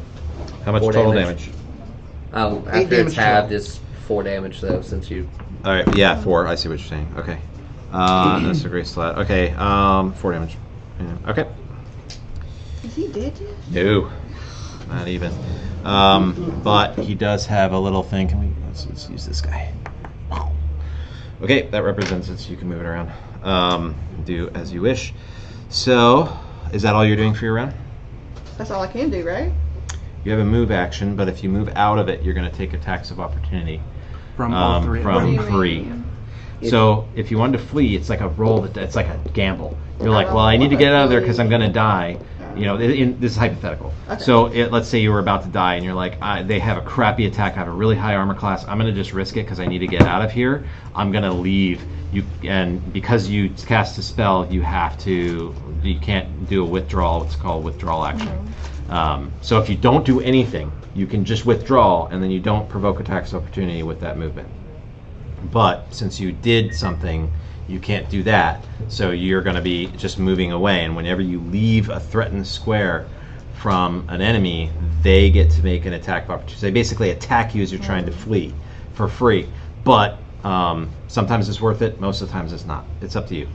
And then sometimes you get abilities that allow you to bypass it, which is cool. My turn is next, correct? Or It should be next, Okay, yes. sweet. So Can I attack? you cannot. You've already attacked once. yeah, Actually, sure. well, so it depends on the. So some spells are bonus actions. So if it says one action, then you can't. But if it's a bonus action, you can attack as well. It's an action. Yeah. Okay. So yeah, you're pretty much, unless you want to move, you're that's Yeah, that's because it for you. she used her action and bonus action Yeah. to. I think I'm just gonna stay there. Okay. Sounds good. Telma.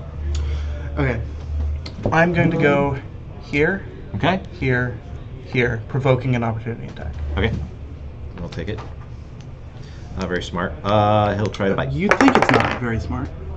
Does a 17 hit you? It does not. Okay. I'm going to use my reaction to riposte, Okay. which...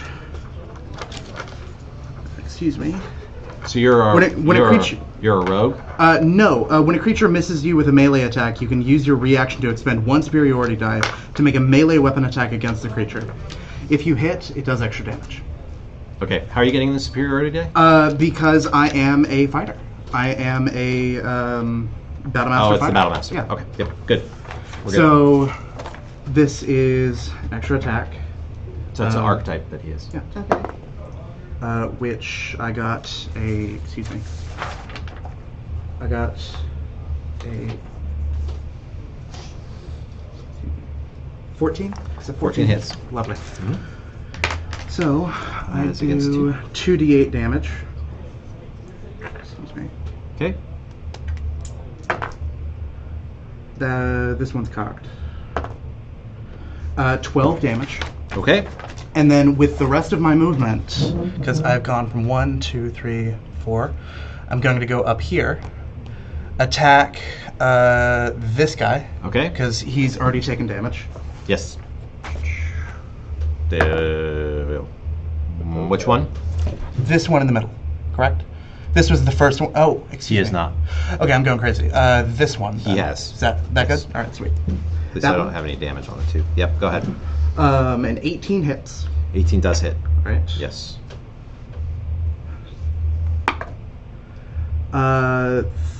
Excuse me. 11 damage. 11 damage. Okay. And then I started here 1, 2, 3, 4. 1,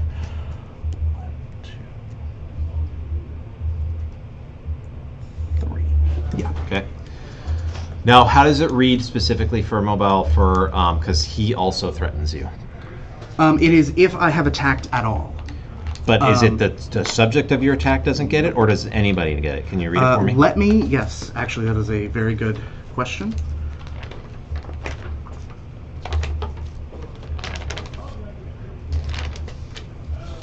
When you make a melee attack against a creature, you don't provoke it on... Oh, it's from that creature. Yeah, so I get an attack of opportunity. No worry. Probably won't hit you. A 20. 20 is my armor class, so it hits. All right. And that is a spiked one. So go ahead and roll a con save for me. 5 damage. 5 damage. Poison damage, if it matters. And a constitution. A constitution save. Constitution save is... I have proficiency in it. And... 10. Okay, you are sickened. Lovely. So, disadvantage. Is that the same as poison? I should have. Yes. Amazing. I meant poison, but yes. You're good. I keep saying sickened. You're good. All right. Pathfinder DM here. All right. So Sildri. Yeah, Cylindri. Sildar. Sildari.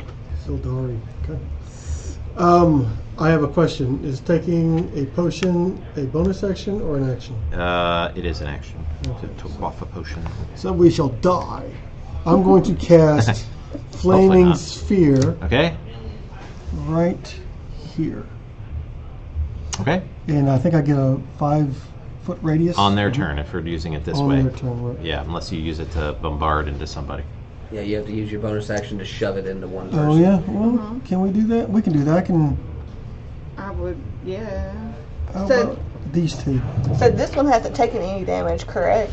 Yeah, That one has not. I'm trying to get them off the board, so these three are taking damage. So I'm trying to get those three. Oh, I could have action searched. You'd have to hit one of them because it only fills the 5-foot square. It would Oh, have to be does in it? there. Yeah. Yeah. Oh. Because you have to, if you're hitting with it, like if you yourself is hitting someone with it, you have to hit them with it. Right. You have to shove it into their square. If they are standing around it when it's their turn, they'll take their damage. Okay, I'm just going to cast Magic Missile. How about that? Always beautiful. Yep. Are you doing all same target or multiple targets? Which one? Well, I need to get rid of him. Him? Okay. It's a good choice. Come on, babe. 1, 5, 8, 9, 10, 11. 11 points of damage. All right. How do you want your magic missile to finish him off? Oh boy, it's just force damage, so it's just... Yeah. Okay. You just strike like little bullets. And I'm going to bag up 5, 10, 15, 20, 25, 30. There you go. All right. Well played. Yeah. It ain't over. So you didn't do the flaming spear. I did No, not. he decided to go with another spell. All right. So it is their turn. He'll continue to attack the druid in front of him. So does guessing a 23 hits you, and then for the quills also hit you. So I'll need a fortitude save. It does 4 damage and 6 damage, so 10 damage total. Okay, what, for me? Yes. Okay. You're good. 10. Ooh. And then it's a Constitution save. What's that mean?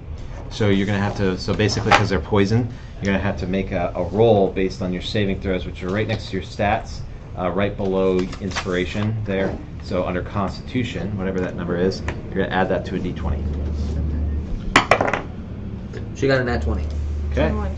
Nice. All right. So my first you are one good to ever. go. Yeah. You're good to go. Nat 20. Yeah. Well, for whatever reason, you seem to be naturally immune to this kind of poison. I don't know. Sounds cool. All right. So this one is going to step here and here. he's going to come in. You get a perception check. And they are both going to attack you. Perception, so natural 3. 5 for perception. Both, let's see, those both miss, and then the quills. A 16 misses you, right? Yes. Yep. And then the other guy, the guy that just came up, all miss. Everything misses. Flurry of attacks all around you. And every single one of them misses. You're just Neoing your way on. Yeah. All right, Lig. All right. Do something. Would you guys like to see a trick so nice it works twice? Huh. I cast Shatter. Oh, no, where? Oh, this is gonna have Which to be. two? Which two are you gonna get? You know. Either way, it's only 2. Unless you. Actually, that's not true. How so? I could pop it here and hit 3, but it would also hit our teammate. So it's either I'm an asshole and hit 3, or I'm polite and hit 2. Be an asshole. Do what you gotta do.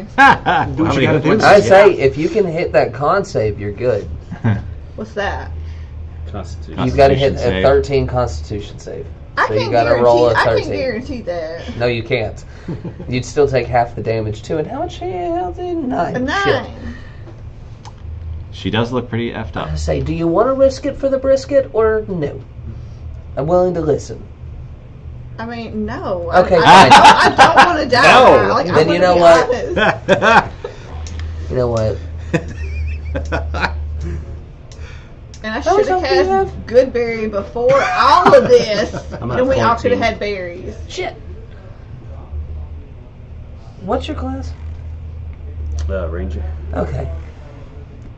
I was just hoping anybody was a barbarian so that they could take half the damage from this, but I thought about it, but no. And I forgot to move him out, so he will take the splash damage from this fire Oh, really both. quick. So go ahead and roll your 2d6, but he did pass his save. what about the other This big guy one? as well, right? He hasn't gone yet. Oh, fair enough. 3. One other turn. 3. So a total, and then again. So you're gonna roll 2, or did you roll 2? I rolled 1. Okay. 6. 9. So 9, so divided to 4. Okay. So that is spike 2. First time. Damage on the board. All right. Alright, you know what? I decided I'm going to do something different. So Shatter, Yeah. I'm going to use Crown of Madness on the big dude. All right. Crown of Madness. What do I need to roll? That sounds cool. It's a charisma saving throw, I think. It is a Wisdom saving throw of 13. Okay. He passes. Damn. He's the only one rolling Why higher life? than Why? That's fine. He did. He got a 17, and it is a 17. That's so lame. Alright. Well, that's my turn. Okay. Should have gone with Shatter. All right. Let's see. So these guys. Just gonna move up this way. Up here, inching towards you, and he's gonna attack you. Does a 14 hit you? It does not. Okay. And then it's all misses. And then let's see, do I have anybody else that's a biter? No, that's all them. So they are done. Samuel. So you said drinking a potion counts as your move? So I can attack and drink a potion? I think so. Yeah, I think it's a move. Okay. We've hit both of those so far. Man. After I attack, I can move, right? Correct. By sticking move. Or before you. Or before. Yeah. Also, I do want to point out, isn't it technically or theoretically more economical to move away from an attacker, provoke an opportunity attack, rather than have them multi-attack you?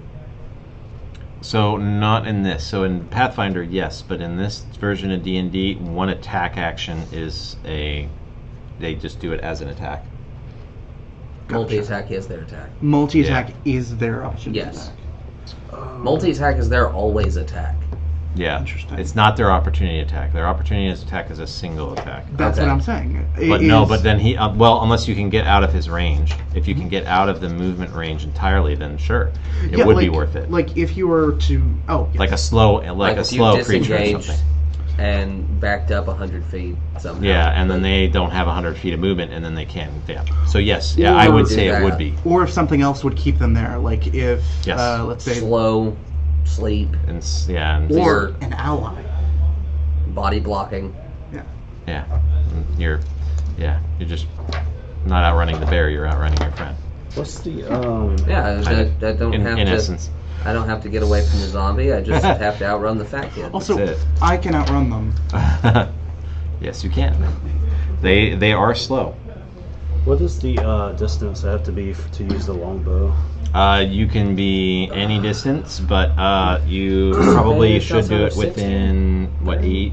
Yeah, disadvantage 80? outside of 60. I forget what the range I think is, it's but 60. Oh, okay. Well, I But think either it way- would be- yeah, it's within you're within range anywhere in this Okay. battlefield. So I can move 30. So 15, 20, 30. So if you do move out, unless you Oh. withdraw, you will take they will take 2 attacks of opportunity Oh, for real? Shit. if you leave their threatened square. So basically, all you can do right now is move over 1 and not. But then that takes your move. The longbow has a minimum effective range of 150 feet, so you'd be with disadvantage going below it. Okay. No? No, No. it's no. I It's thought after beyond that. It's Oh, okay. It's, I thought if it it's was too close as well. There's no minimum effective Okay. range. Minimum for range attacks is 5 feet. You can't fight in melee. Just making sure. Yeah. I'm going to drink a health potions. Okay. So 2d4 plus 2d4. yeah. 2d4 plus 2. Is that a 4? That is a 4. Yes. And this one's the other one, so you can use both of them. And then you can attack.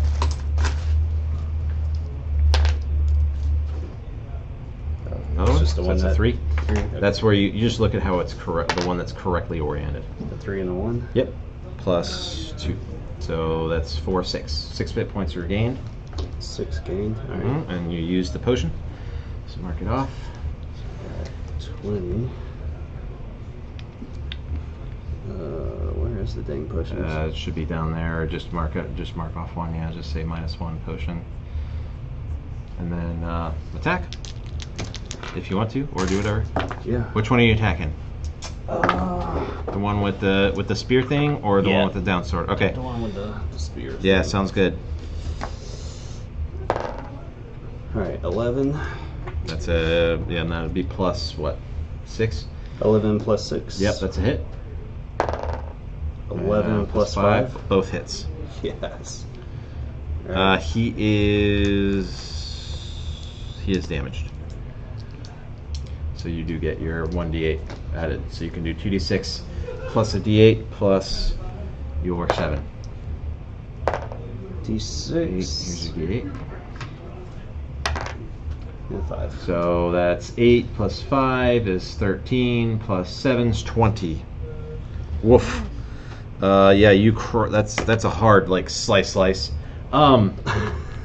Yeah, and then I'm gonna allow both of you guys to get another perception check for me. 15. And you can make one, but at disadvantage. 9. Okay. Or, well, do I add one from here? Yeah, your perception. Perception. Oh, 5, 9, 9. 2, 14. 14. So what was it? Okay, 14. Mm-hmm. And you got a 15. 15. So the 15. As you're kind of sitting back there, right? Yep, that's you. So as you're looking at this one with the kind of spear-looking thing, the model, you notice it has on a necklace a weird kind of. It looks like a human eyeball that's been glossed over for to preserve it, and it's hanging, it's suspended in a necklace that's kind of showing through the clothing as it's moving. So, all right. Leg one. So, Man, Holmes is still alive after 20 days. yeah. This is Cylindria. Alright. So I want to take a healing potion too. Okay. Yep, mark them. So how do I... So where are you? So you just roll 2d4 plus 2.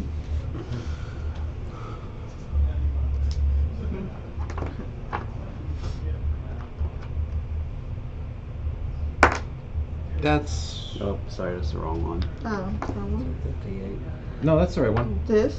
Yep. Well, Oh, That's how they look did like y'all in that see set. what it was? Nope. Just roll it. that That's fine. looks weird. It's their Oh, that's version right. of it. It's the new it is d4s. that one. So that's a 4. right. And Yeah. then another one. I forget it's 4 supposed to act plus. like a pendulum almost. 2? 2 I don't plus hate that. It looks 2. weird, but I So don't hate it. 8 hit points Okay. healed. And then what else would you like to do? I feel like it would actually roll better than the regular D4s.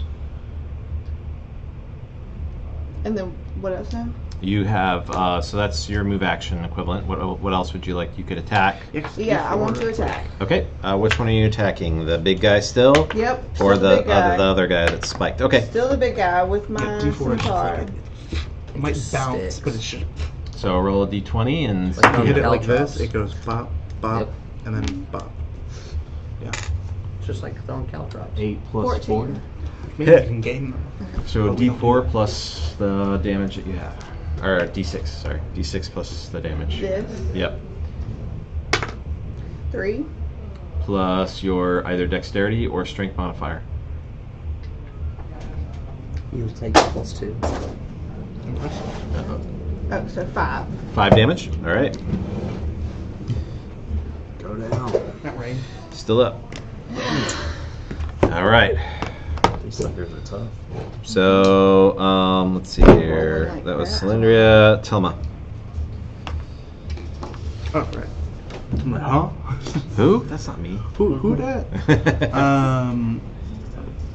So, well, towards the opening right there, and also on the left hand side. I'm gonna do. This is one of the spined ones, right? Yes. Which one? Yes. This one. Gotcha.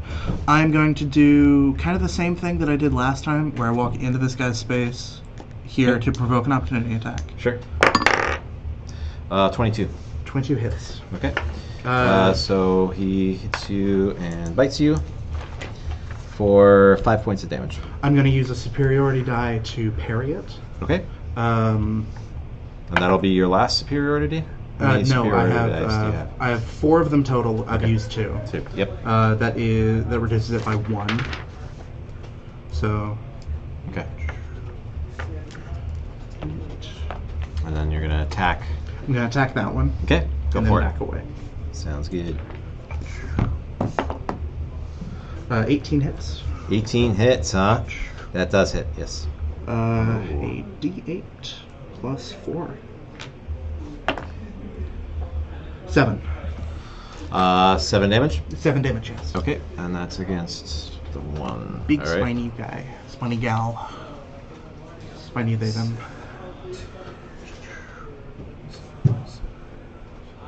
Okay. Is that it? And then You? I'm going to move 1, 2, 3, 4, 5, 6. Yeah. 30. Okay. Only 30 feet total, but I've got 40 Sildari. feet.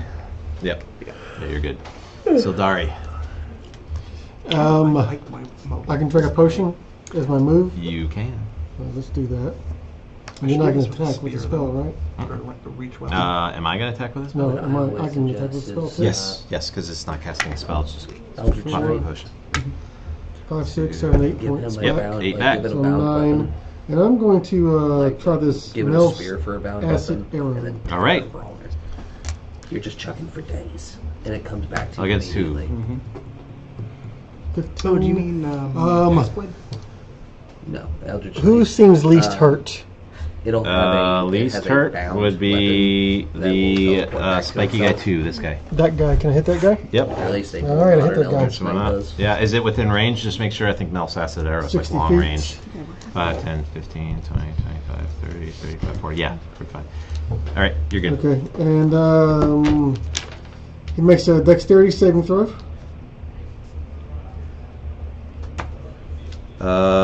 Dexterity is a Yeah, 8, your bonded so weapon fail. automatically All right, comes the back creature to you, takes so you can go hammer 2d8 throwing it. on a failed save. 2d6 on fucking wrong card. There you go. 4d4 acid damage immediately, and 2d4 acid at the end of his next turn. Okay, so 44 damage. That's me. I thought you said 4. 44, and I was like, holy shit. 44 damage. Like, oh my 6, god. That's actually really cool. 7, 8.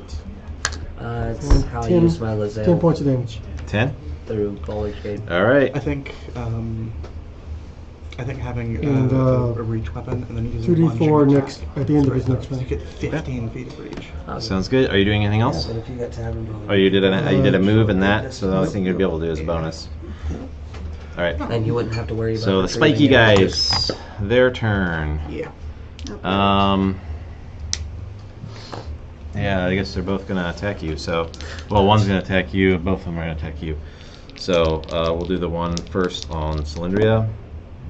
Does a 15 hit you? No. Okay. And then Spiky is also a miss. And then the 2 on you. So the first one is the spiky guy with the sword down. Does a 21 hits you? I'm assuming. Yeah. Ugh. And then a miss with the spikes. So just the just that. So he does 3 points of damage with a punch. Well, that's not bad. And then the other guy will attack. The one with the spear with the eye. Does a 19 hit you? Yes. Okay, so both those hit you. And does a 15 hit you? No. Okay, so just both the slams, no spines. So it does 7 plus 4, so 11 points of damage. He slams you twice. Pow pow. 1, 2. 1, 2. You know, our first session, I took no hits at all. Yeah. Taking hits. So this You're taking is, hits. Yeah, I'm taking them all right. Like, I don't like this. Mm-hmm. Oh, gotcha. All right. Take another potion. That's it for them. So next is Leg. Leg is just glad to be a part of the group. I'm just so happy to be here. Even No, like a shadow. I like Leg. Leg's pretty cool. I do not have another Shatter because I tried to go for my Crown of Madness. You only have 2 spell slots. At level 2, yes. Fair enough. But I have 4 level 1 spell slots, which is where Dissonant Whispers comes in. Mm-hmm. Oh, I forgot. They're not gonna like this. Second level. I'm going to use Dissonant Whispers on the guy closest to... Actually, I'm going to use it on Big Boy in the back, closest to her. The big boy, so the gray, this one. Yes. Okay, do it. Big guy. It's actually a What is saving it? throw. Saving throw, which one? Wisdom, 13. Fail. Hell yes. 3d6 damage, and you have to run as far away from me as possible. 3d6? Okay. Yeah. At level 1. Yeah, you take 3d6 and must immediately use its reaction, if available, to move as far away as its speed allows its speed allows to get away from me. Please. Which will provoke an opportunity. Creature doesn't move into any me. obviously dangerous ground, such as fire or pit. Let's do the damage. So, First. 20. hold on. No, I'm sorry. Oh. I rolled my thing. Oh no, I So, wasted I a was- 20. That was a wasted 20. Damn it. I'll come back to bite my ass next week. Oh, that's not bad. Just 20 12. damage. Yeah, that's what I said. 12. Okay. Yep. It starts running. You do get a attack of opportunity if you Yeah. so choose. You don't have to, but you can. I can what? I can attack You attack it? it. Yeah, free attack. You Yeah, swing free. at it It's with just your free. weapon. Yeah. Do I'm it. gonna do that. Is that a 1? She, in fact, does not swing at it. Oh dear. Yeah, you Tripped and fell down. you throw your weapon and it lodges here. Watch out for that edge. I Yeah. know that edge. Is Oh no. coming. So then he does Uh, flee. So Can I use my bonus 5, action 10. to tell if the, like to roll for insight into the, or medicine, either one, for the guy closest to me, see how damaged he is? Medicine. Alright. Yeah, I'll allow medicine. I can tell you now, no. Is it a natural one? It was a 5, but Okay. still. Yeah, he looks really healthy. Not sure. He looks glowing with health. He works out. Really healthy. He works out. He's got a He looks skincare like he routine. just had a child. You know, Oh my I need to God. figure out what you do with your skin. All right. So It's all the eel mucus. these guys. So it's actually his turn. So he flees out because he has to keep fleeing, right? No, it's just Oh. for that. It's just as far as his speed lets him until the end of that scope. Let me make sure he doesn't have to. He seems like he's kind of freaking out a little bit, still, and kind of surveying the situation Yeah, and no, looking it's a just lot a- at this one in particular, and then kind of slinks away in through the rubble and disappears. Oh no! You're not sure what that's all about.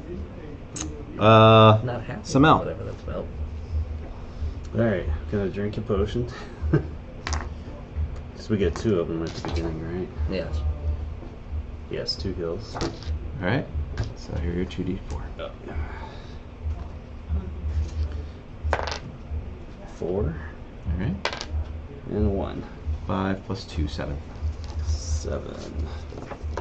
Alright, I'm back up in the double digits. That's good.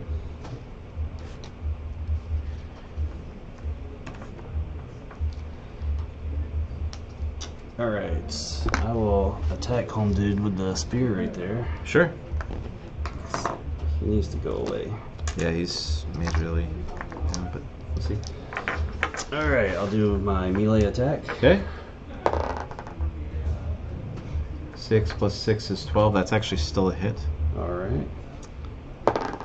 And that is going to be a miss. So only one hit, Alright, so but you could still get your d8 because he's damaged. So it's 1d6, 1d8 plus 1. Oh no. 5, 6 plus 4 is 10. How do you do it? You getting guy with the spear? Mm-hmm. Lovely. just right Had the necklace. through the abdomen. Okay. Yeah. Just gotta slash and open up. Yeah. Flays him like a fish. Kind of remnant a little bit of the tuna. I missed the. Alright. I only had one weapon though. Oh, Cylindria. Oh, that must be why I was going. Oh god. Okay. I missed the attack on my second weapon. All right. Why do you have fit spans, by the way? Just curious. Why? Yeah, like why do you have it like on the table? I brought a bunch of different books. Sweet. That's what I was looking. I mean, you can always There doesn't seem to be a give dragon. your own spell a shot. It's a 1d12. What's, oh, Is it a good good source book? It's I like it, Gotcha. but I love dragons. It does 1d12. 1d12. But does it have any Dragon's like my favorite. how many I think like it's a low decent CR enough dragons are there in there? I mean, it has the wormling versions of the dragons, which are usually like 3 to 7 CR. Okay.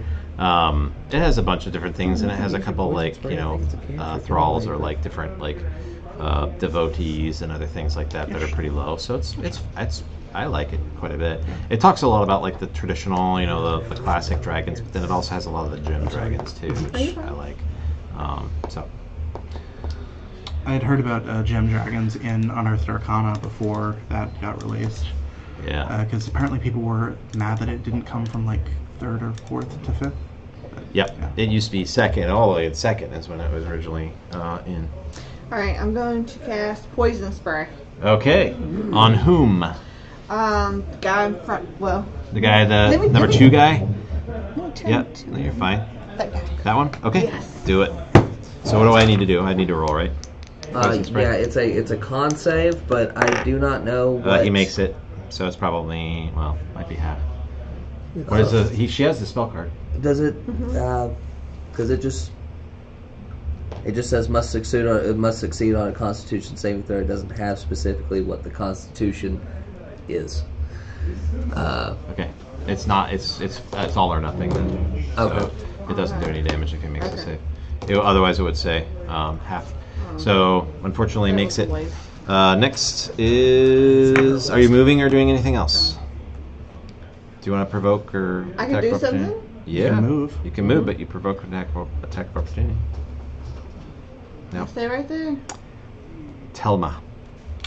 All right. Actually, know my name.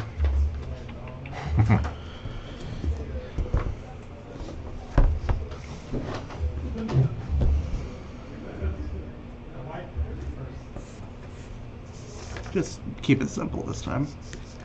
2, You know, you can use your 3. wild shape. Attack You're a her. druid. You can transform into an animal.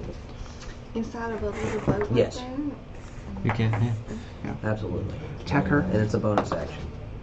Wait, are you a circle of An moon? 11. Okay, I just wanted to make sure before I told her something Go ahead. wrong. Does an 11 hit? 11 does hit. Ooh, so we know their armor class. Their armor class is low. Super low. Well, I guess you could have it so that they have armor if they're given armor, but these ones are not given armor. I was like, inside of a What damage? 5. 5. I mean, Okay. yes. All right. Is that it? And I'm gonna. No, I'll stay right there. Okay. Sildari. Yeah, you can I'm going to turn into a cast brown bear, Flaming direwolf, Sphere giant hyena, and push it at giant somebody. octopus. Okay. Has that other flaming sphere dissipated by now, or no? No, it goes Giant on for a number of vulture. rounds. It's hers. Because we're But yeah. okay, so who's up? This So they're gonna guy. take the. He's gonna take the damage if he doesn't move I'll out. hit this guy. Yeah. Go ahead. Oh, so You reflex can't do, save. giant octopus He does if not you're make it. fourth level. So You 3d6 have to be fourth damage. level to do it. 2 to 6. Oh, 2d6. But the others you Saying can't. 3d6. I Because don't you know can't why. be a swimming or flying one. You 4. only have one that has land-based speeds. Yeah. 6. So you can 10 do points the of brown damage. bear, dire wolf, 10? giant All right. hyena, giant Does that toad. burn him up? Boom! It does Those burn. work. He's not dead, but he's not happy. Jeez. Okay, All right. I'm gonna swim. So Let me ask you a Alright, question. let's Yes. So now I can use my Yes. bonus You've action got to move that your around, multi-attack with and then use my action to brown do bear. other Dire things. wolf has Correct. Okay. Well, you can't hit use your points, action because you good cast a spell, but AC, you could do a and move attack action. tactics. So you could do move. Damage isn't great. No, They I'm have well, for points next they round. can But okay, they let can me stay move. killed. Okay. That's their stab block. Move diagonally, get some line of sight. Pack tactics. Wolves with 1,000 advantage on attacks against a creature that is one of the wolf's allies is within 5 feet. Okay. So, And then where do you want to move your flaming sphere? alright. Then this is I get the, to move it now, this is or? the stab It's block. bonus action to move it. Well, no, because I just it cast came it. in. Yep. Yeah. All right. So, your stats will turn into this. It's their turn. Okay. So he is going to move here. And He two. takes passive damage too, doesn't he? Does at the end of his turn. Oh, okay. So he's going to try and punch. What's the one Quill. still there for? That's your spell. You That's can your- move it as a bonus Yeah. action and hit him. So they're staying. Yeah. 19 does a 16 misses you, or does it hit you? 16. 16 miss. Miss. Okay, but the 19 will hit you, and then the quills hit you. But you are going to be immune to this particular poison for whatever reason. You just have a natural immunity. Remember you rolled. So okay. you take 3 poison damage, and then you take 6 points, so 9 points total. Poison damage. Oh, so 9 points total? Ready to buy anything? You're good for now. No. I'll probably need to close out with you. Okay. I'll go to Holy Jesus. Do you have a tab? Just to pay the $10 if you didn't Almost already. Dead. All right. It is basically time to stop, but we'll finish up one more round. So, and then the only other one is the one that's going to attack. We'll have it attack the fighter actually. So the one's going to turn around, and since you just came up on him, he's going to try and punch you twice. Does a 21 hit you? 21 hits. Okay, the other one does not hit you. The other one does not hit. I'm going to use a riposte. Okay. And it misses you with his quills. So it's just one punch. Nat 20 on the riposte. Woo! 3 damage. Amazing. Oh, and he's gonna take. Go ahead and roll 2d4 acid damage on number 2. Acid? Sorry, I'm not trying to mess up. Different guy, because he went, but he at the end of the round he takes the And you acid said damage. 4 damage? 4. You can Okay, move it up 30 feet. Yes, Yeah, 4. Lasts full That's the duration. wrong- Okay. 3. I see Not what it bad. is. 3 damage. Nice, wait. It only lasts. So it lasts for 11. 10 rounds. So Okay. every And again, round is nat 6 20 seconds. for my riposte. Yeah. So in All right. game logic, Do if your you see a damage. spell count lasts for a minute. 3d8. It's 10 turns. 12 damage. Okay. So you 6 do seconds it. per turn. So 1 turn is Like just all of us straight go. through as he It's not misses just, this first. He one hits person's the turn, first one attack, person's turn, one but he person's swings again. Everyone has to As- go, and then that's 6 seconds. Come right through. Okay. You slice right So through if them, you and you have an almost slice them hour-long like spell, that's like 100 to the turns. point where the whole torso comes off. So, and I have 10. You've cut him so Yeah, deep. you had 10 He does turns. fall and We've is only been through defeated. combat maybe what 4 or 5 rounds. Yeah, I think so. All right. Yeah, So it's I need been to once you. make you've It's, got- we're on you've the. got- We're going heading towards the 5th. Okay, the reason she was asking was Okay. she has half of her time left for her sphere. Is your go? Okay. Well, that's another death.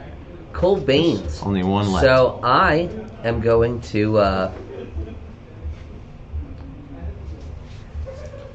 You know what? Just because I want to, I'm gonna use Vicious Mockery. You're a bitch. He misses that save. Really? Yeah. Okay.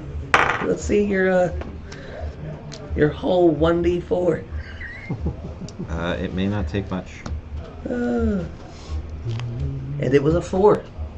Okay. So you start vicious mockering, and it just like something like awakens in it, like the dwarf in it like comes out. It gets really mad, and then like you just see like the eyes start to bleed, and the nose bleeds, and then He had an collapses aneurysm. over.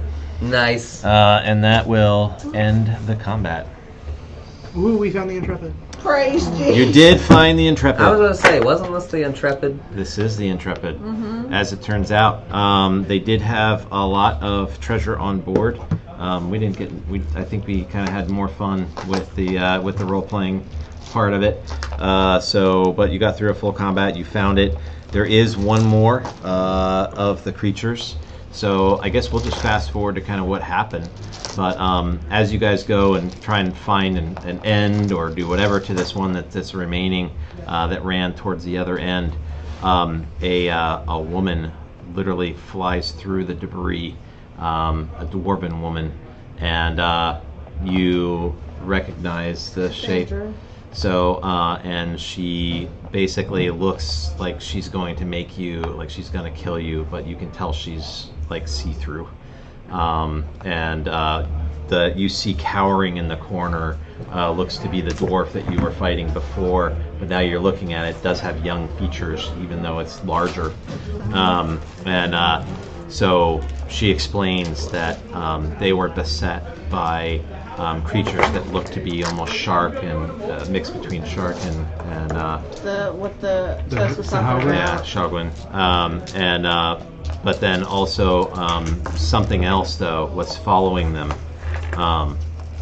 It was a great beast that swam for them and ended up taking them as they lost the wing and destroyed their rudder and bore a hole through, and she points at the ground and you can see the desiccated corpses of a number of different races, most of which are dwarfs.